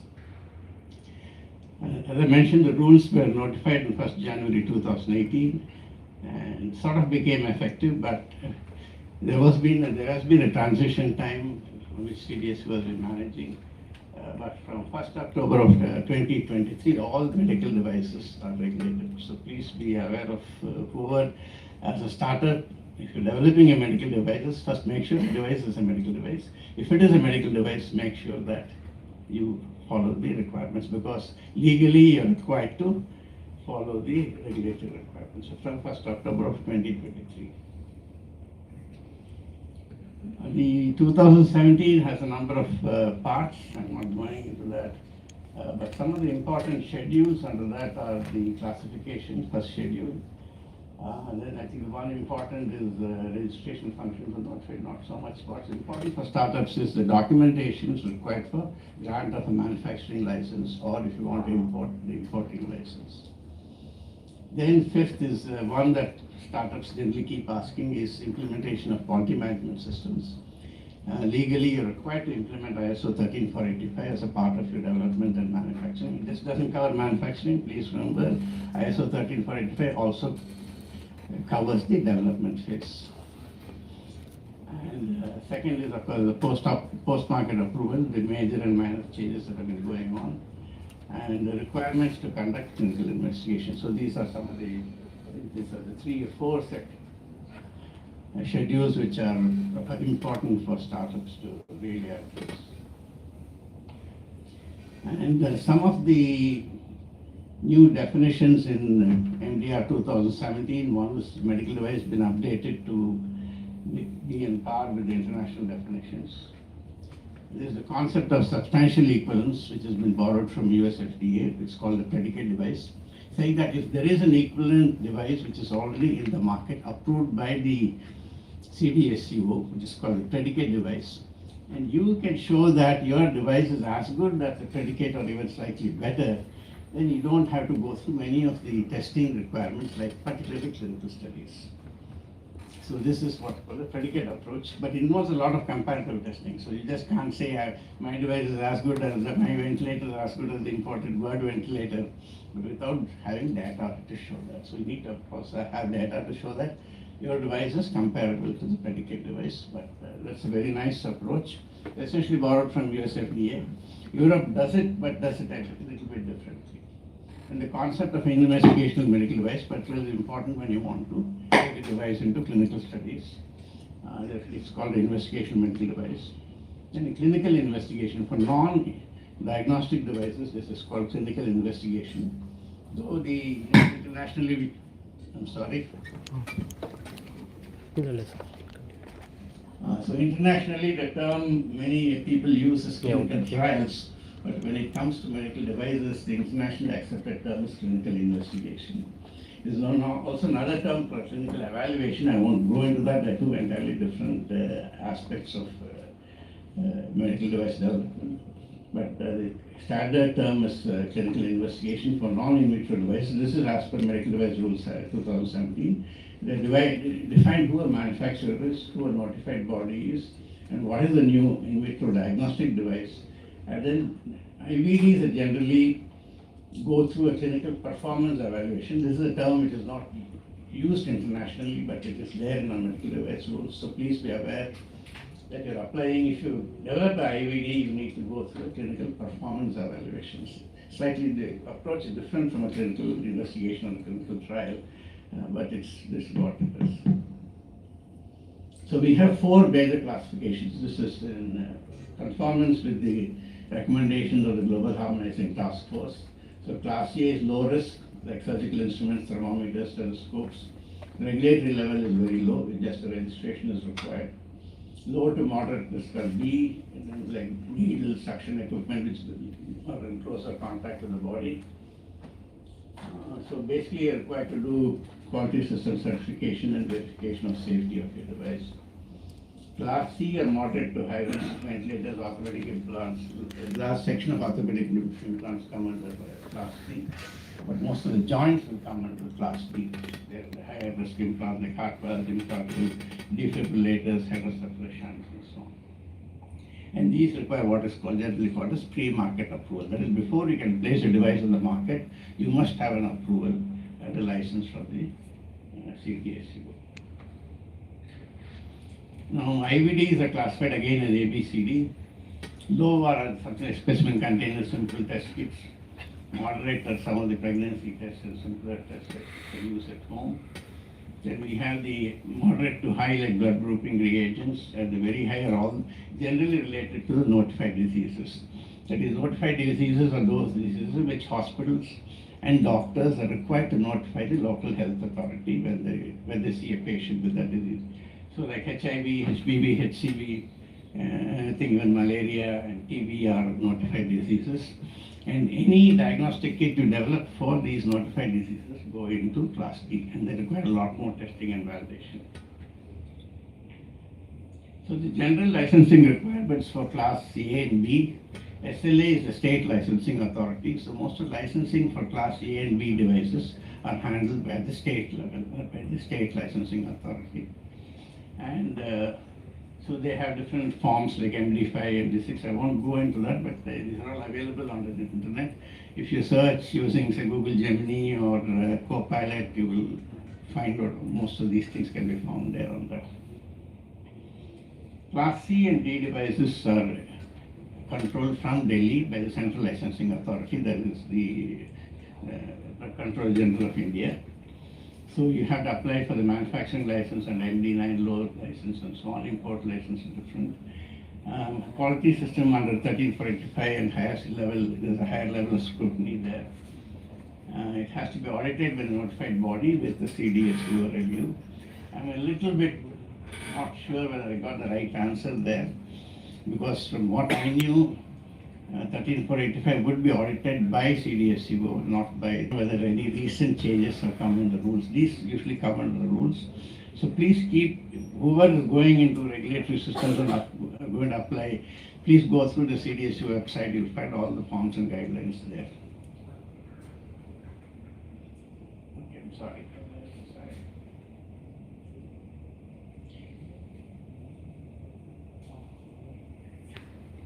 Yeah, these are some of the documents required for your device master file that gives all the technical details of your device, including the raw materials, quality of the raw materials, how you test them and validate your raw materials and input the components. The plant master file is related to layout of your plant and all that. Then labeling as per the medical device rules. Please remember that all documentation associated with the device are regulated, including labels, the instructions for use, IFUs, any documentation, including some of your marketing or any leaflets you give to the clinicians on how to use the device or anything related, are all regulated as under the labeling clauses. So please be aware of this.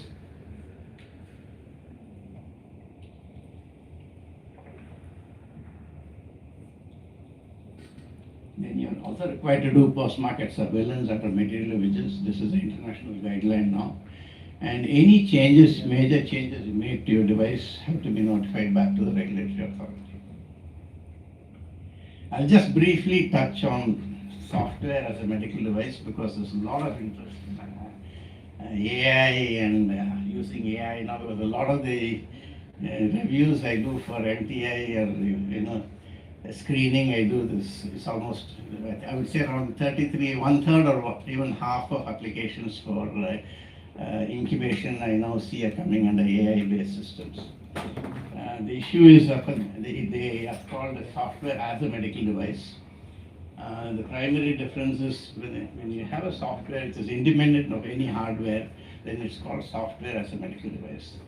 So like software which is part of your CT or MRI machine or maybe a pacemaker, they are called software in the medical device and they are regulated along with the hardware. There's a difference, but software requires, as a medical device, requires a different approach to it and a different set of clinical validation. So SIMD are software solutions without any direct relationship to a hardware. So they have the potential to improve quality like Mohan mentioned, particularly in diagnosis, treatment planning and so on. But they have the potential to cause harm also. That's the main reason they are also being regulated. And the primary thing is they work on data obtained from patients, which is basically generally termed as post-processing. It's more like an in vitro diagnostic device where you take a blood sample or a urine sample or something and do the testing separately. So SAMD is in a sense you're looking at data which is not directly sort of online by the patient. So they're categorized as medical devices by all regulatory bodies today. There's the international, please be aware that there's the International Medical Device Regulators Forum, which is the successor to the Global Harmonizing Task Force. And they have a very nice set of guideline documents on their site, IMDR. If you search, you can see that. And this is the international accepted definition. The software intended to be used for one or more medical purposes that perform these purposes without being part of a hardware medical device. So this is software which is away from a hardware is SAMDs. In USA they are regulated under their quality system regulation. In Europe they have under the newer medical device regulations which was notified I think in 2000. It came into effect I think in 2001 or 2021 or 2022. India now there's a draft guidance issued on 21st October. That's about a few months back. So IMDR recommendations, the advantages, we are also following that, and so there is a level of global convergence. SAMD is different from traditional hardware, but broadly follows the same basic requirements for regulation, that is essential requirements of safety and performance. So ultimately, you have to show that whatever your software does, what the results are safe and they perform effectively. So these are some of the useful CDSU resources. Risk-based classification for all the 4 classes, application process. They have a Sugam portal where you do all your applications. So there are no paper applications now as far as I understand. Then access to forms are all there under the portal. There's a guidance to documents and checklists. Step-by-step guidance documents are available there. So please be familiar with the CDSU website. Then submission checklists for the device master file and plant master file are there. as well as for import and manufacturing. And then the list of certified notified bodies which the CDSU was certified. These are the notified bodies you will have to use, particularly if you are in Class C or B category. And they also have a list of testing laboratories which are certified. So many of your raw materials, others which you're testing, you may have to use the approved testing laboratories, or if you're doing animal studies, you may again have to use those approved testing labs. Then they have an approved device database where you can look at the searchable list of approved medical devices, particularly useful if you're going for a predicate approach. You can search this and see if there are any predicates for your device that will make your regulation easier. And then they have FAQs and tutorials. It's a good site now, they're developing it better. But there are issues, of course, with CDSU. One of the issues that he mentioned was the technical competence in the medical device area is very, very poor. So the technical examination or the examination of technical documents is still very weak. And invariably they appoint committees, but most of the committee members are only clinicians. This is where the problem comes. And many of the clinicians don't understand many of the engineering problems related to, say, fatigue failure of a device or the raw material classification issues. So a lot of this. So there is, at least from the medical device side, this is one of the issues I've been campaigning on through AMED, or Association of Indian Medical Device Industry Forum, that CDSU, the majority of the people are all pharmacists, pharmacologists there, and they're hiring biomedical engineers, but I don't think that is going to work because a fresh graduate or even a biomedical graduate with 2 years of experience is hardly going to know anything about what is involved in medical device regulatory requirements. And this is the weakness there. But anyway, we are stuck with it. We are under this government and we are stuck with those rules and regulations legally. The last part is what I thought a lot of startups would like to know is, when do you start looking at these regulatory requirements, particularly the mandate that you have to implement ISO 13485, because it's not a small thing. So I think the first thing is to understand the stages in medical device development. Nothing very different from other products, but it has certain exceptions. So I like to preferably group it under three major. One is the ideation and solution concept, which is what bulk of the startups initially are. You are looking at your ideation, you're looking at solution concepts or ideas, how you prototype, what sort of configuration devices, and you're looking at proof of concept. So solution can come out of research outputs, it can come out of your own ideas and so on. And you sort of have a working, I wouldn't say working, a proof of concept which shows that your ideas are likely to work. Very early concept. This is what POCs. And this is roughly the stage it is funded, supposed to be funded by big grants originally, but then moved into a little bit into the development phase. This is what he mentioned as the growth phase. I like to call it the development phase, different from this, and then the ideation of the research phase. So you need to move from a POC into working for prototype development. This invariably involves around 3 to 4 cycles of prototyping, testing, and so on. Then from there, once you have working prototype, you go on to scaling it up. You do the growth phase into some sort of a scale up, like in a pilot plant and so on, so that you have enough devices to take it into user validation or clinical investigation. And I think this is where the difference comes with respect to medical devices, or even because if you want to do clinical investigation or take a product into clinical trials, you need to have very standard produced devices that are produced under standard process. But otherwise, you really can't go and test a prototype like what you have a POC in a patient. That is unacceptable both ethically and morally from an international point of view. There are exceptions to that, but generally you need to do that. And of course, then the third is the manufacturing and post-market phases of this. So when do you start? So this is this one. So briefly, your ideation phase, I just covered the important things, is you need to understand the user or the customer needs or the unmet clinical needs, as Stanford Bear Design Process likes to call it. And then look at a scientific proof of principle exists. Please be aware that you should have a good scientific proof of principle. As I said, it could be based on academic research or clinical research. And then you have a concept ideated, so it's sort of a solution or a design concept for your product ideated. and we are putting all this together and creating a proof of concept, which basically works sort of. So this is the early phase where you don't have to worry about, you don't worry about patenting, you not worry about IPR in a sense to some extent. And you also don't worry about the regulations and so on, but it's good to have some ideas. But the important thing is at the end of when you have a POC ready, there are two important regulatory requirements that you need to be aware of. One is what is your intended use of your product? Where is it? And what is the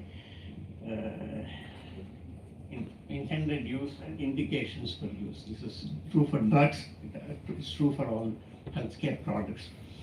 Because your risk classification will be defined by your intended use. This is the most important factor which many people forget, that if you don't define your intended use, you can't find your regulatory classification, risk classification.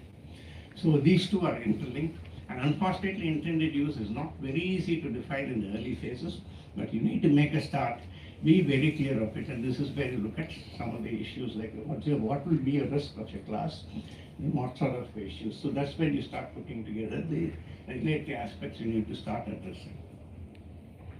So this is generally what US FDA likes to ask its people to follow. This is called the waterfall diagram. One of the unique features of the US FDA approach is they want to control, or they want you to document what they call the design history. This is not compulsory in India, it's not compulsory in Europe, but US FDA insists on it.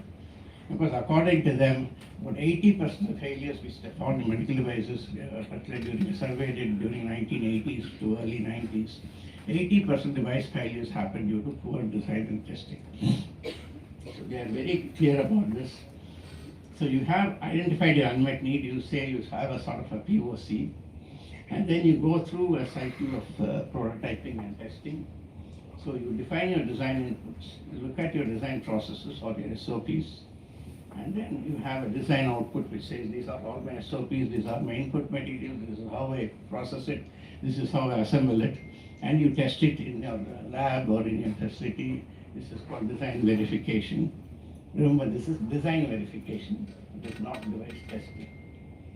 And then you go through this cycle, and then you have a medical device which is ready for clinical trials or user validation.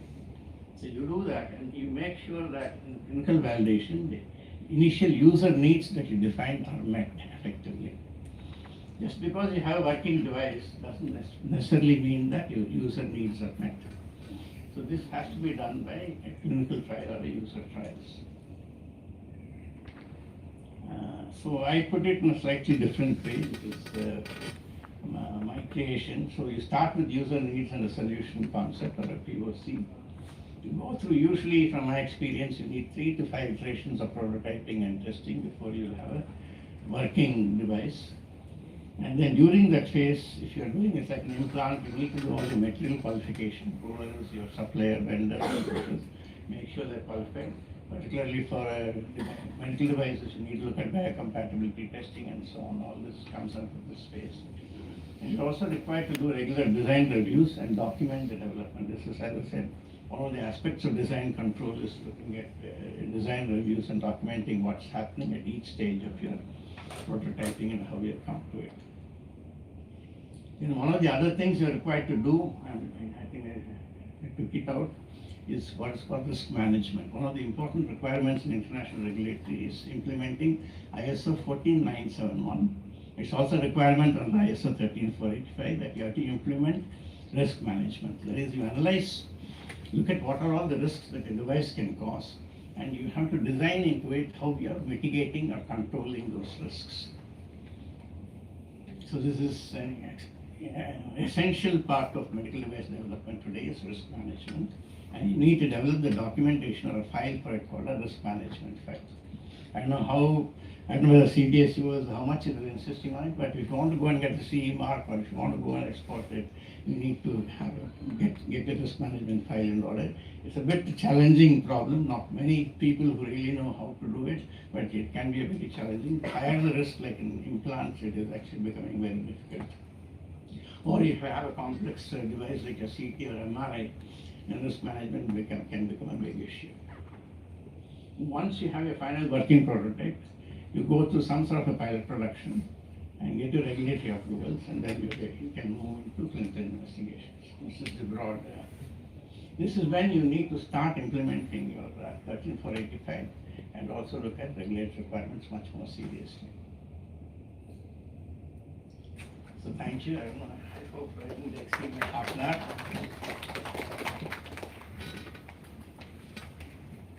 So any questions? We have time for questions. I'll be happy to answer questions.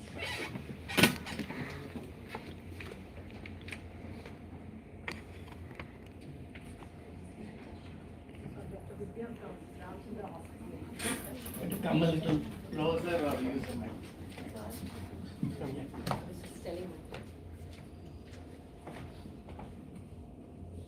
I'm Dr. Vidya from the Sri Ramachandra Innovation Incubation Foundation. I just had a question. What, from your experience, what is the typical time that the regulatory process itself, startup should give itself, so that can be factored into their overall process? Is there a time that it's a 1-year process or? Of course, I'm sure it depends on. As I said, you need to look at the regulatory requirements during the development phase. This is the important thing. But remember, you are approaching the regular actual licensing approach. You need to do that when you're ready for have the final prototype ready, and then you want to get into clinical investigations, or you're ready for marketing, depending on the risk classification of the drugs. So then you really need to do the application process. After that, right now, CDSCO claims it's very fast. I don't know. I don't have a hands-on experience of how long, but I think for class A and B, it's it's quite quicker. But then there are a lot of ifs and buts because the government department is involved. So sometimes many companies or many groups find it easier to go through consultants who can take care of many of the processes which go under the table. I'll leave it there. I won't say this, but that's also a fact of life. But I'm told it has reduced now. But it's still there, I can tell you that, because at least the companies I know, they've all gone through consultants and they're paid, okay, to accelerate the process.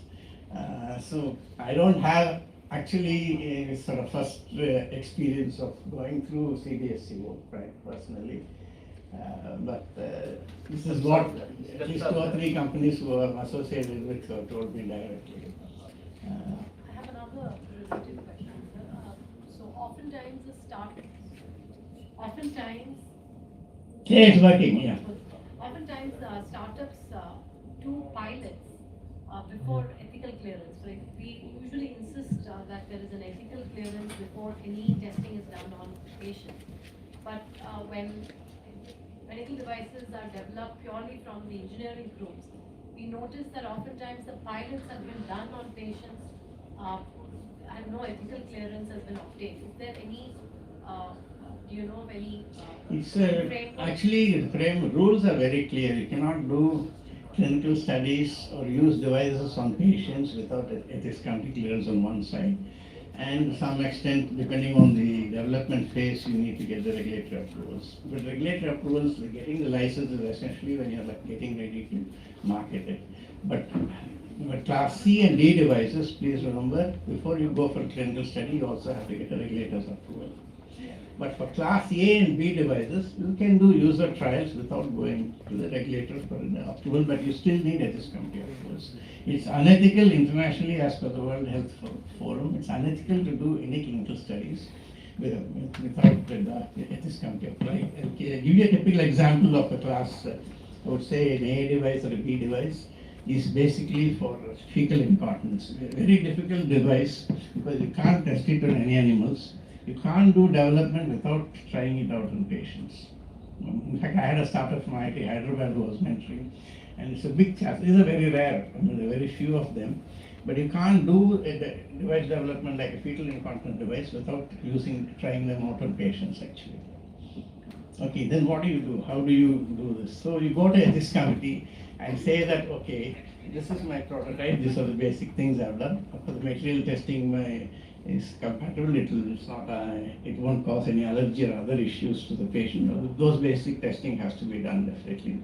but then you get permission to do some sort of testing on patients, limited, you may do 5 or 10, and then of course you go back, review the data, and then make improvements, and then you go back. So this is sort of where it's committee involvement there, but those are mostly low-risk devices.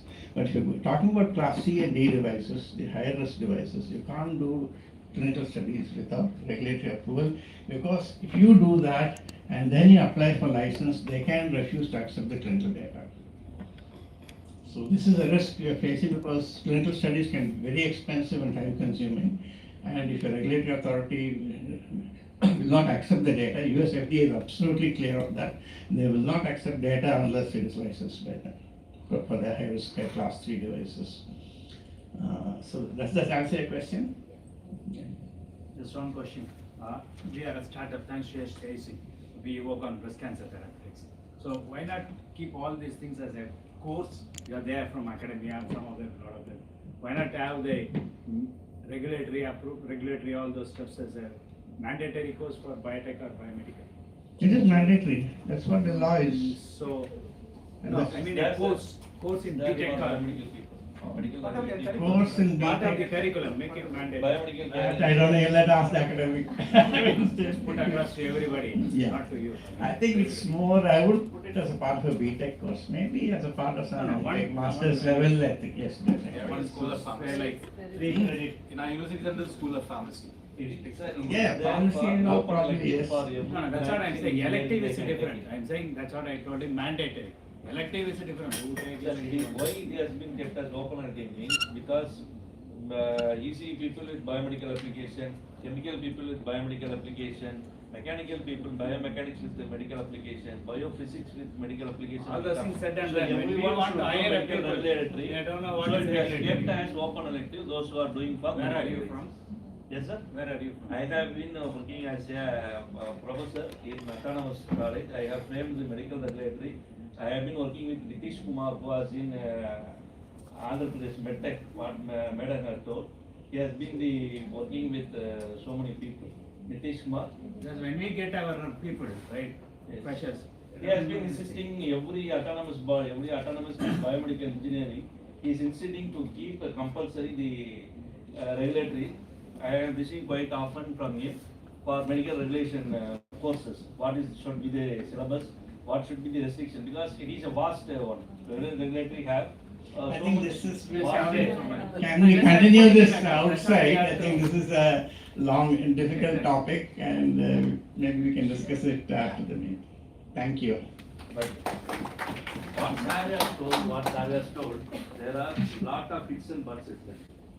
First thing in first class for biomedical people or instrumentation, what we tell is man instrumentation. Because the biomedical instrument is here, man involved instrument. Unless otherwise human being is not involved, the circuit will not get closed. Simple example, pulse oximeter, which should be designed with 750 nanometer to 950 nanometer, which is absorbed. இதை நீங்க மீறி போனீங்கனால கீழே வந்தீங்கன்னா circuit close ஆகும். So man is involved. Humans are given here safety. Human safety is involved. Government எதுவுமே responsible எடுக்க விரும்பல. இந்த சேஃப்டி இருக்கிறதுனால நான் உன்னோட டிவைஸ் வந்து சேஃப்டியா இருக்குமா, ஒருத்தர் மேல டெஸ்ட் பண்ணா அது உயிர் போயிடுமா அப்படின்னா அவன் அதை டெஸ்ட் பண்ணி அதை அப்ரூவல் கொடுக்கறதுக்கு ரெடியா இருக்கான். இதுதான் இங்க உள்ள problem. Yes, yes. But what the thing I observe, what you people are telling, I have already realized that. ஏன்னா கவர்மெண்ட் வந்து ரிஸ்க் எடுத்துக்க விரும்பல. உங்களோட வந்து உயிர் போக்காது அப்படிங்கிறத சொல்ற சர்டிஃபிகேட் கொடுக்கறதுக்கு ரெடி இல்லை.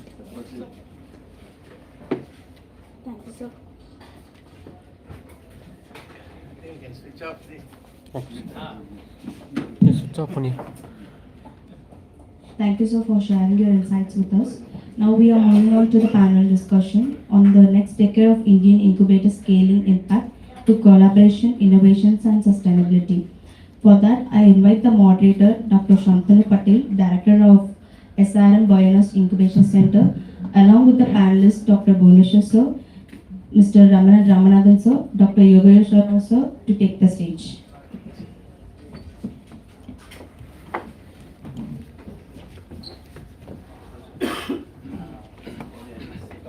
On end,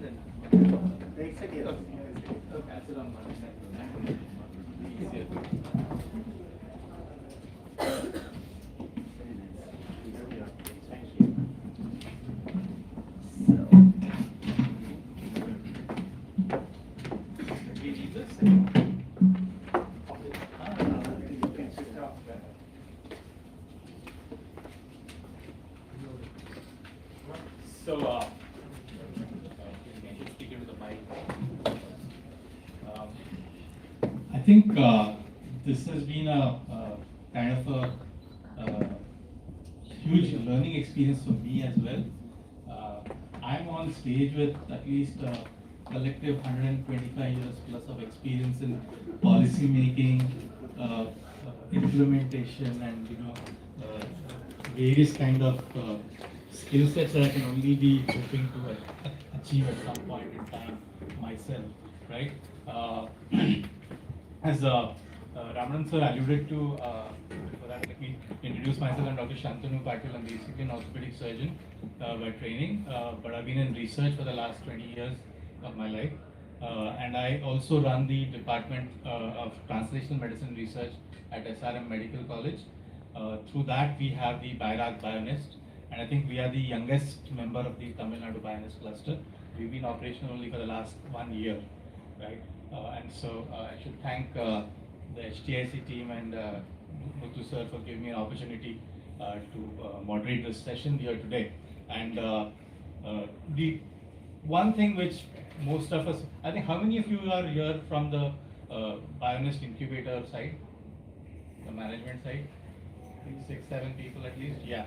And how many of you are startups in this? And any pure academicians?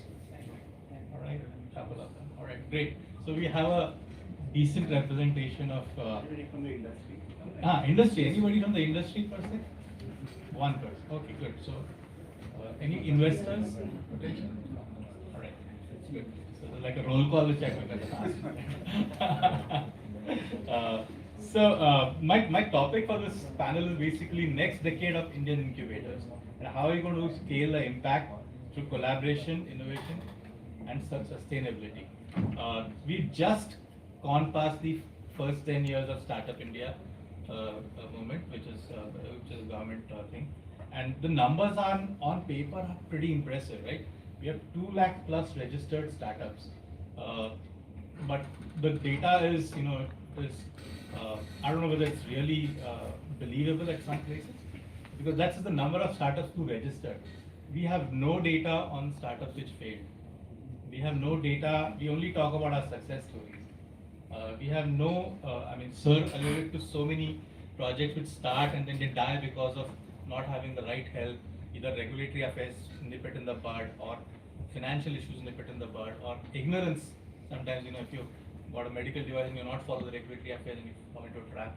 So these are all big vacuums which are existing, and we expect that the incubators and the other institutions provide that support to our startups so that they can navigate all this huge maze of pitfalls which can come at any point in time in the startup journey.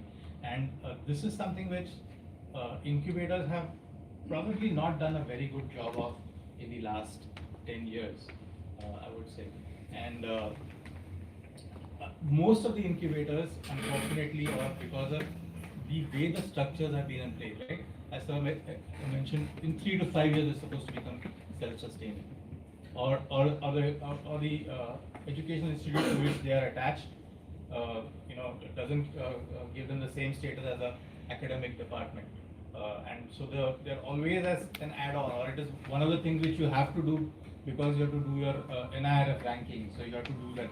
So though we have on paper around 1,000 plus incubators, probably the ones which are really doing good job apparent could be hundreds, maybe 100, 150 at the most, if I'm being very, very optimistic in this number, right?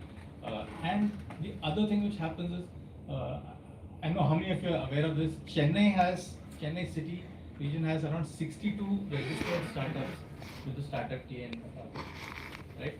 How many of you are aware of these 62 startups, incubators?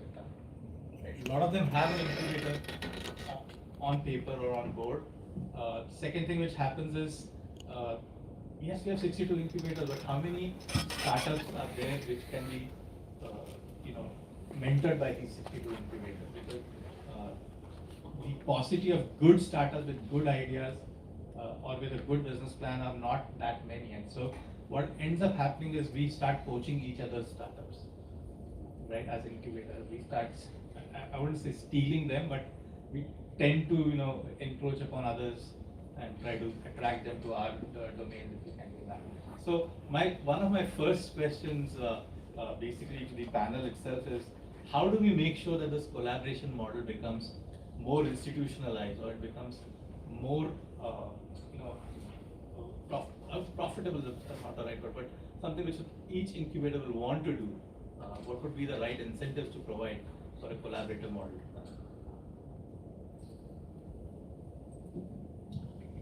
You mean by collaborative model between the incubation centers?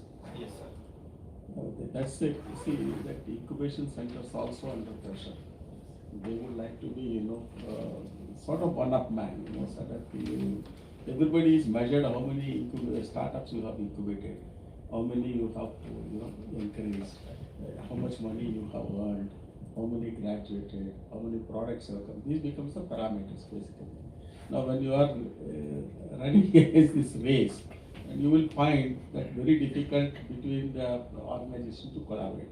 I'll give you an example. When I was, after my service is over, I was approached by University of Hyderabad to help them in setting up the entrepreneurial ecosystem. That's why I had varied experience. I was funding the incubators at one time as a Bionas chairman of Bionas. And at later time, I was running an incubator on my own, in the sense advising them. I'm not actually literally running, but I was advising them to how to put the things into perspective and what kind of policies are required and other. So you will find that you want certain things. For example, there are incubators. You want a sort of startup and incubator will have an agreement. Basically, when somebody comes, you ask another startup that can you share your agreement how you are doing. They don't share. They feel that they're giving you something. So this kind of the secrecy that they try to maintain. I did ask myself at that time to a couple of people. I said I will give, but they never gave. So I said, hell with that, but I can make my own agreement. I've been doing agreements, so I started putting together the agreement. And in fact, we as a startup, we shared with so many academic institutions that agreement. And we said that you partner with us, we will share all our best practices. One of the things that when we are in the Bionas, we try to do, let us share the best practices followed by the incubators. Nobody comes forward to share their best practices. This is an issue in the sense collaborating between them. What they can collaborate easily is that sharing of the equipment. So suppose you have certain equipment I do not have, so I can send my people to use your equipment, maybe for a payment, and then this thing that should be possible. That's also a difficulty, sir. When we are doing outsourcing, when we quote for setting some lab in startup, people will tell that in the panel, this lab setup is in this institution, you go outsourcing, you don't want to insert, so reduce this cost. When we go for their institution, they will not allow to utilize their lab. This is a question of having an MOU with them, saying that, for example, you go and these are the difficulties. No, it's there. See, I'm not saying that there is nothing like no difficulties. There is always certain difficulty. You have to overcome all the difficulties, and you have to say, for example, we have about a dozen universities, and our other people have come and they had an MOU with us.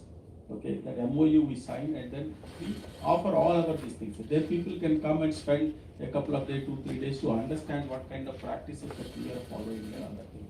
And then they all appreciate the practices, and we also can go easily to their place whenever we want and then learn from their practices also. It's not because of they came and learned, so we are superior, they are inferior. It's like you can also learn from them. You go there and learn. This is possible. Sharing of equipment is something that can be done because I don't think in any of the incubator, all the equipment is fully occupied for 100%. And in fact, if there is a requirement, you can run it for 2 shifts. There is no issue on that particular. So sharing of equipment is something that is very possible. And if they are in the institutions, basically institutions will also have the equipment separately. And those equipment facilities are also available. But what I personally feel, I think all these incubation centers get together should bid for creating what I call is a development, he calls development phase, I call it growth phase centers. These are very, very essential. These startups who graduate from that should move to that particular place, and then only they will be able to get all the facilities. If they don't have facilities, they will die there.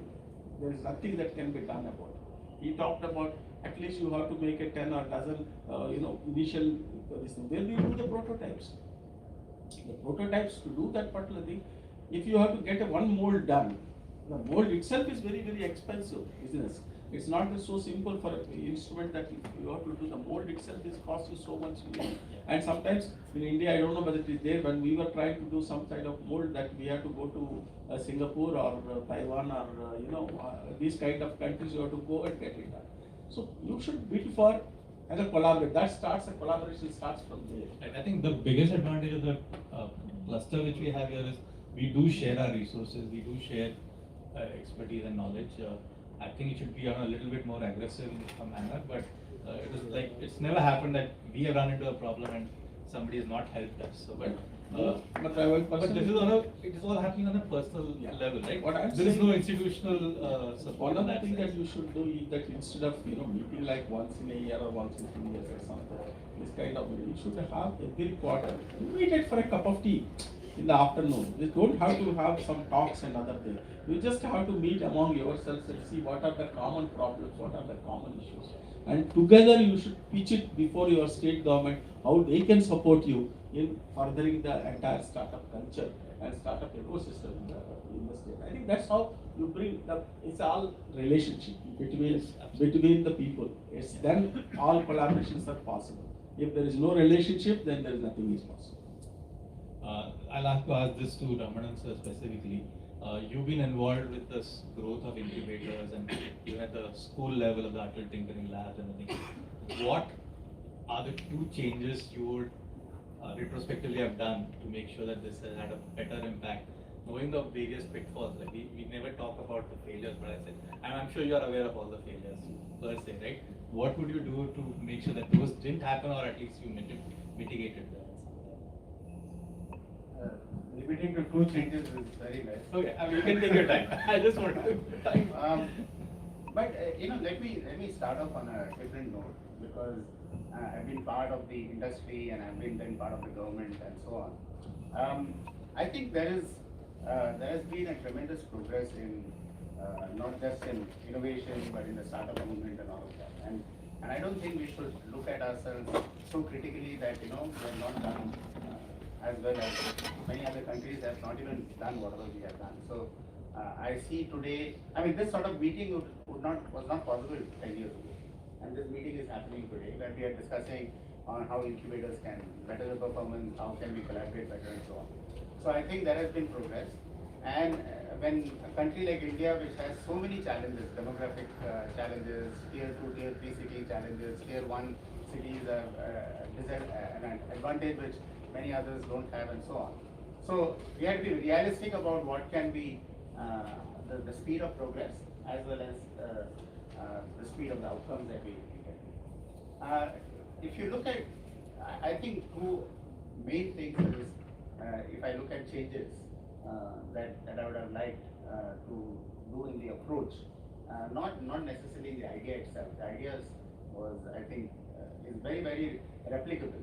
The Atal Innovation Mission, for example, starts with the tinkering labs in the schools, goes to incubators in the universities, goes to challenges in the industry in tier 2, tier 3 cities, community innovation centers. So conceptually, this can be adopted by any institution. In fact, a university can adopt this model and say, how am I going to make sure that all my students are becoming entrepreneurial in their thinking and problem solving? How do I facilitate startups through setting up an incubator in the university which works? And how do I ensure that I address the challenges of the community in which I am placed? For example, SRM is in a more agricultural belt, so you see what are the agricultural challenges and so on.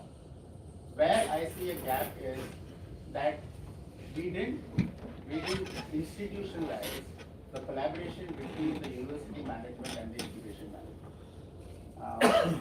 So it became a separate thing that was growing, and the university management felt, as he had rightly pointed out in his presentation, that there was no incentivization for the universities to really put their shoulders to the wheel, so to say, right? And I think that is where some of the policies that he mentioned could have been institutionalized and given the added push that is required. From my point of view, collaboration is key, right? If you don't have a collaboration between, if the university doesn't look upon the incubator as a necessary part of encouraging the startup ecosystem and looks at it as something, let it grow and imposes all sort of restrictions rather than facilitators for that, then the effect and the outcome is not going to be as much as we desire.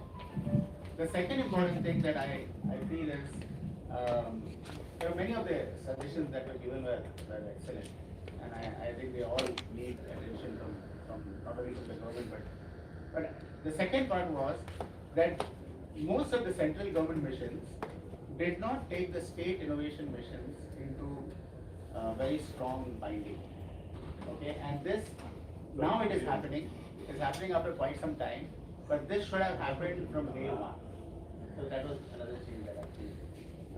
I would have. Very recently, state innovation mission. Yeah, now, because how do you institutionalize innovation? You can institutionalize innovation only if the university, the state, and the industry all get together to make this happen. Otherwise, it will not happen. And industry participate. A lot can be said. The big difference I see coming from the private sector and the government is, in the private sector, speed is of essence, because otherwise the company will not survive. Decision making is quick. Bureaucracy is slightly lesser, although there are, the larger the organization gets, the more bureaucratic it gets. But at least there are many practices of ensuring that the company uniformly grows. So for example, if you look at the growth of the IT industry, there was a capability maturity model that everybody self-adopted and became CMM level 1, level 2, level 3, level 4, level 5. You don't have a research maturity model that is even floating around. So IIT does fantastic research, and some other institute close by is not doing as good research. They don't even have the methodologies and so on. So the sharing of best practice is important.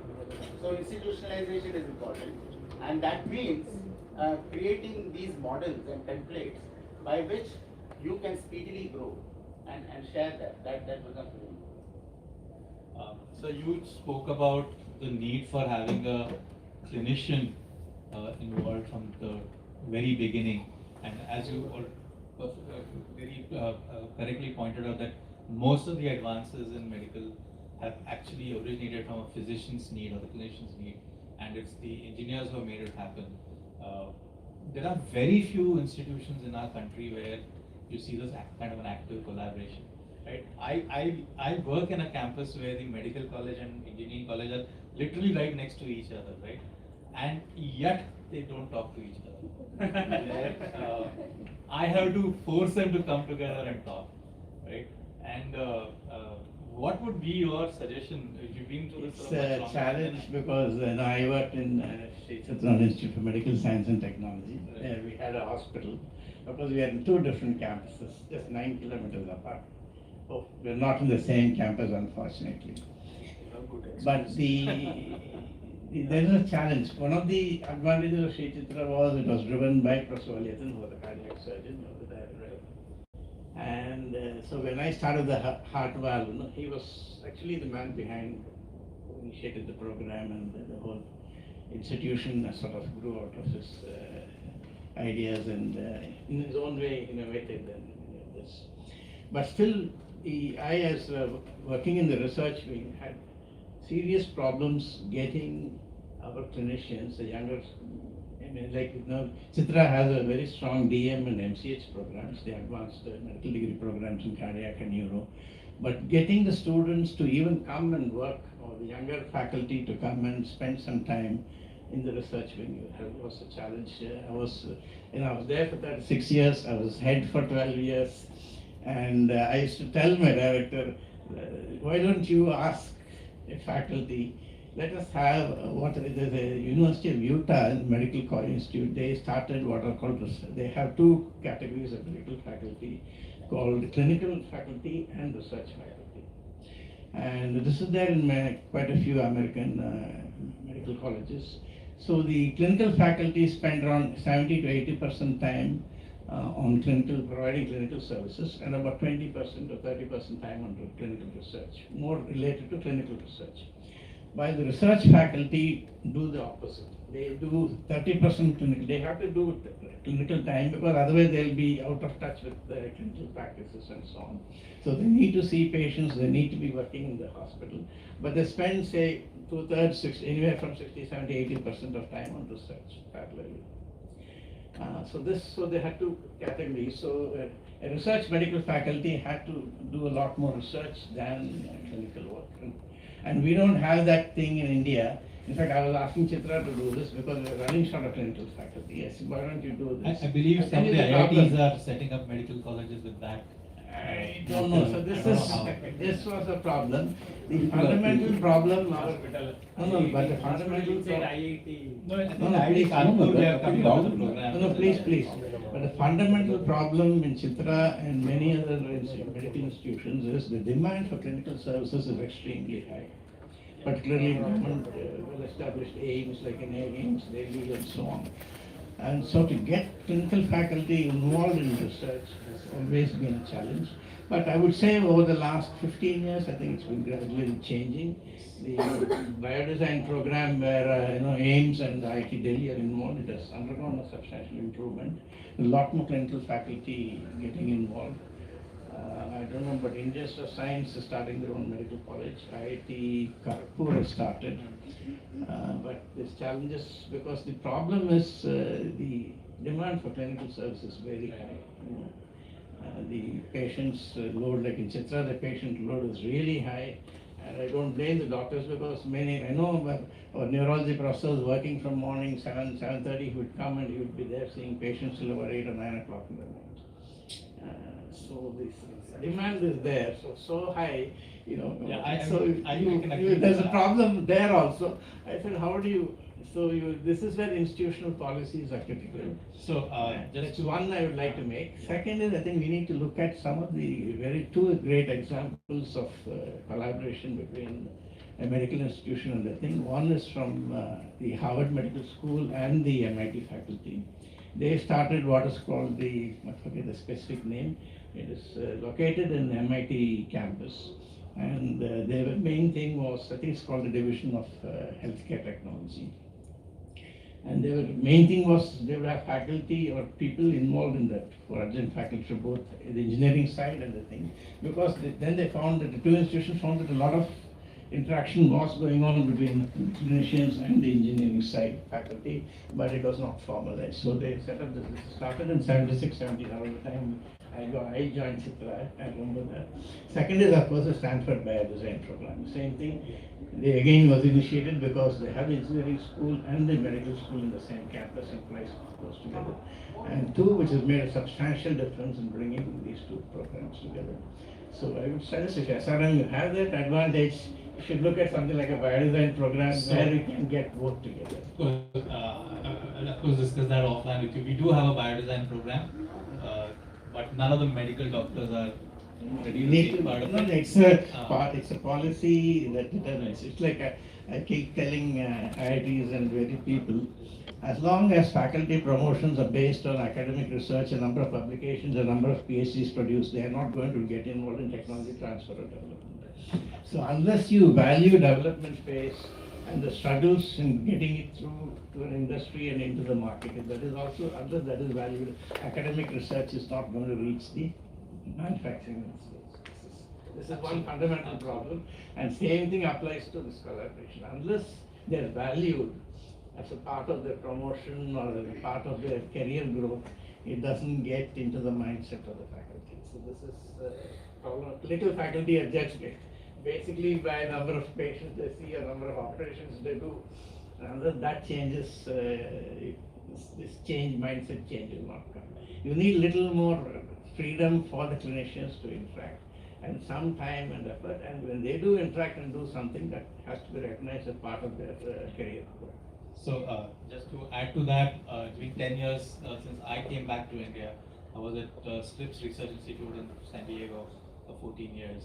And that's where I got involved in research. And one of the ways they had the clinicians participate on a very well. They had a day off purely for research every week, right? And that was part of their contract when they joined.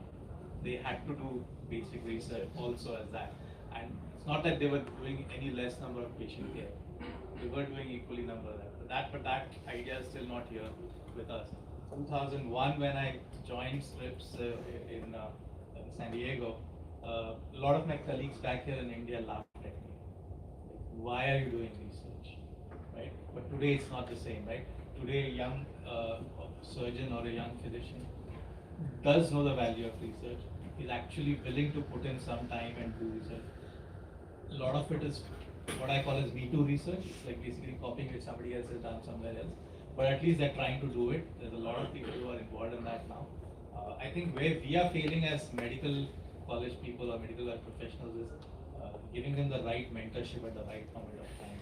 And we have some programs at SRM which we are doing. We are attracting a lot more of the dentists. Dentists are more active, right? And they are the ones who are actually participating more actively in all That these is because they use a lot more materials and devices in their practice compared to other clinicians. And other people who come to me are orthopedic surgery. We basically use everything is in tools. All right. Let me go back one more time to the sustainability part. Here I'm talking about financial sustainability. Most of the time, when you get a grant of a TBI or a Bionest or whatever, the funds never come on time. They come. They come. It's not like they don't come, but they never come up on time, right?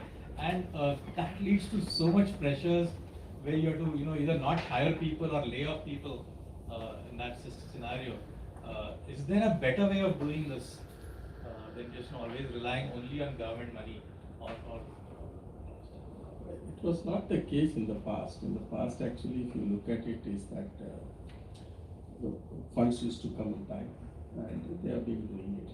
Of late, only it has become that funds were not coming and funds were being diverted. See, if all these departments, when these particular groups, like for example, say BIRAC gets the funding from the DBT. If the DBT is not getting its funds in time, they will not be able to give it to the funds to BIRAC. BIRAC in turn will not be able to give it to their, various organizations. I mean, see, the point here is that basically right from the day one, an incubator has to plan for self-sufficiency. Because that since we have funds and other thing, I see a lot of times people have been looked at for 10 years various applications. Because the funds are going to come, they say that 5 people we require, 6 people we require for running the incubator and other thing. And we need this equipment, we need that equipment. They give a list of shopping list in that particular thing for the equipment. And at the end, you will find. I used to ask them, suppose say tomorrow you don't have grant.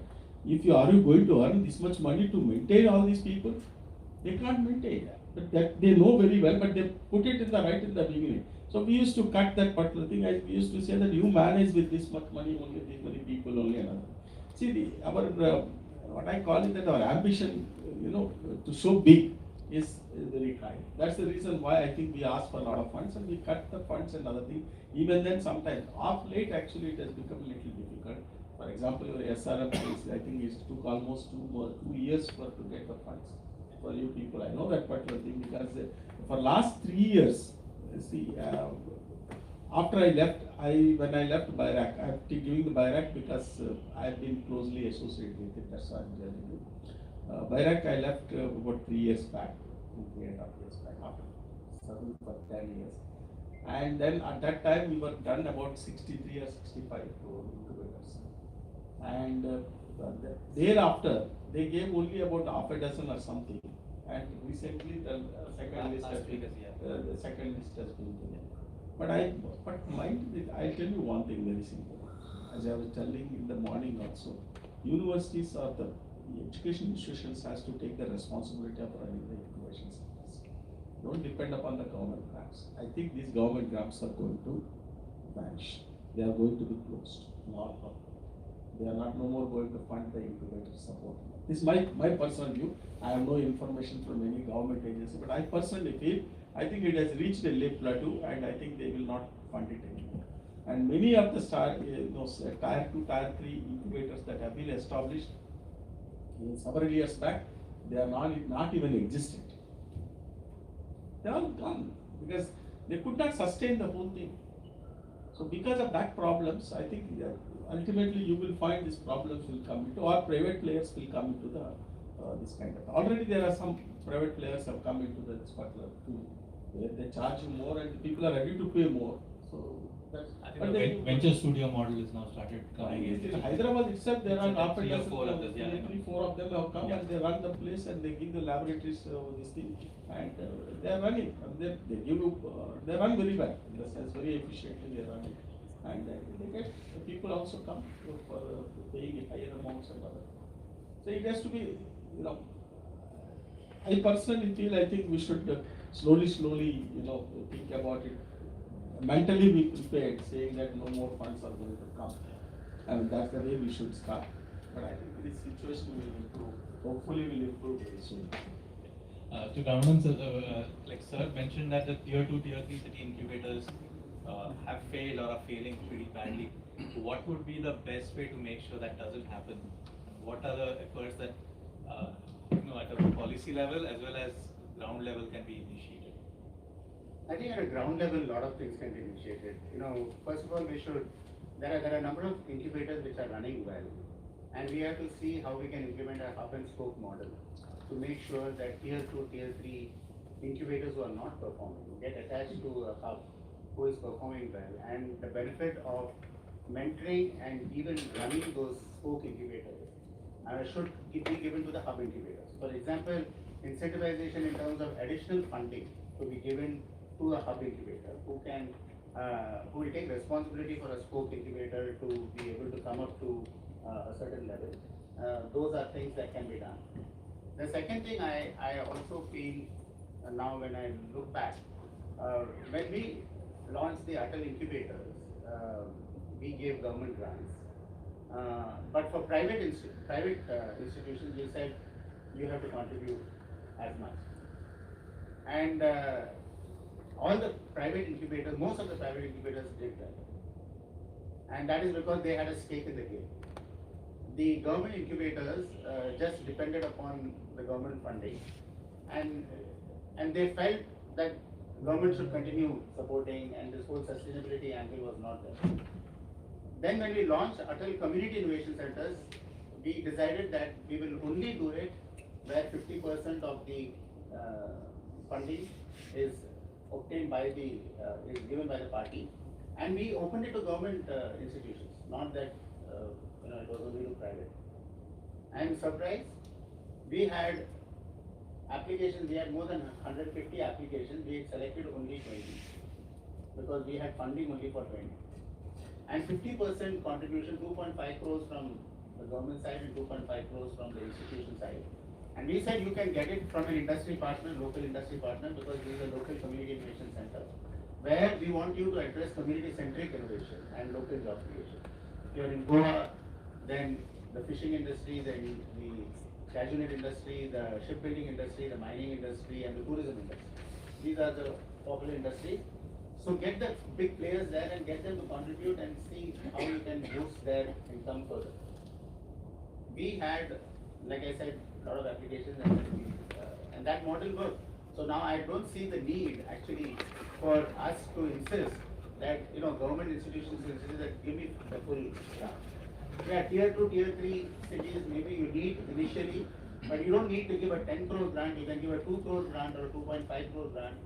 And the other thing that I feel is we should have micro incubators. What I mean by micro incubator is get industry participation to fund a micro incubator which is specific to that industry. In a university like SRL, you are calling, let us say, a manufacturing organization and an automotive organization, etc., etc. Can we establish a micro incubator facility which is where the funding from the industry will be obtained? Because without industry participation and industry funding, this is not a scalable model, or it's not a sustainable model. Can I make some remarks on this funding issue, specific to BIRAC, DBT and DST? Okay, that's my experience. I think from my experience, there are three issues. There is a sort of a waxing and waning phases of funding from DST and DBT. A lot of that is also tied to our elections actually. I can tell you from, I think it was in 2011, 2012 I retired from Chitra. Project sanctioned between 2011 and 12 actually. The first part of the money was all released. These are DBT, mostly DBT projects, quite a lot of them. Research projects, academic research projects, which were sanctioned. They got the first grant very substantially, including equipment. So around the time I retired in 2012, end of 2012, when they were to get the second installment of the project, nothing got released because all the funds were held up because elections were coming in 2014. So the whole of 2013 and till the new government came, and then the policies, then again 1 year of policy change. Very little funding was available for all sanctioned projects, I can tell you. Primarily because DST and DBT were not getting the funds from the government. Because they had all been diverted for all the social schemes for elections. This goes on, I'm sorry to tell you, but this is my experience tell you. Like I was in BIRAC for NBM, the National Biopower Mission, which is funded by $250 million from the World Bank loan, which was independent of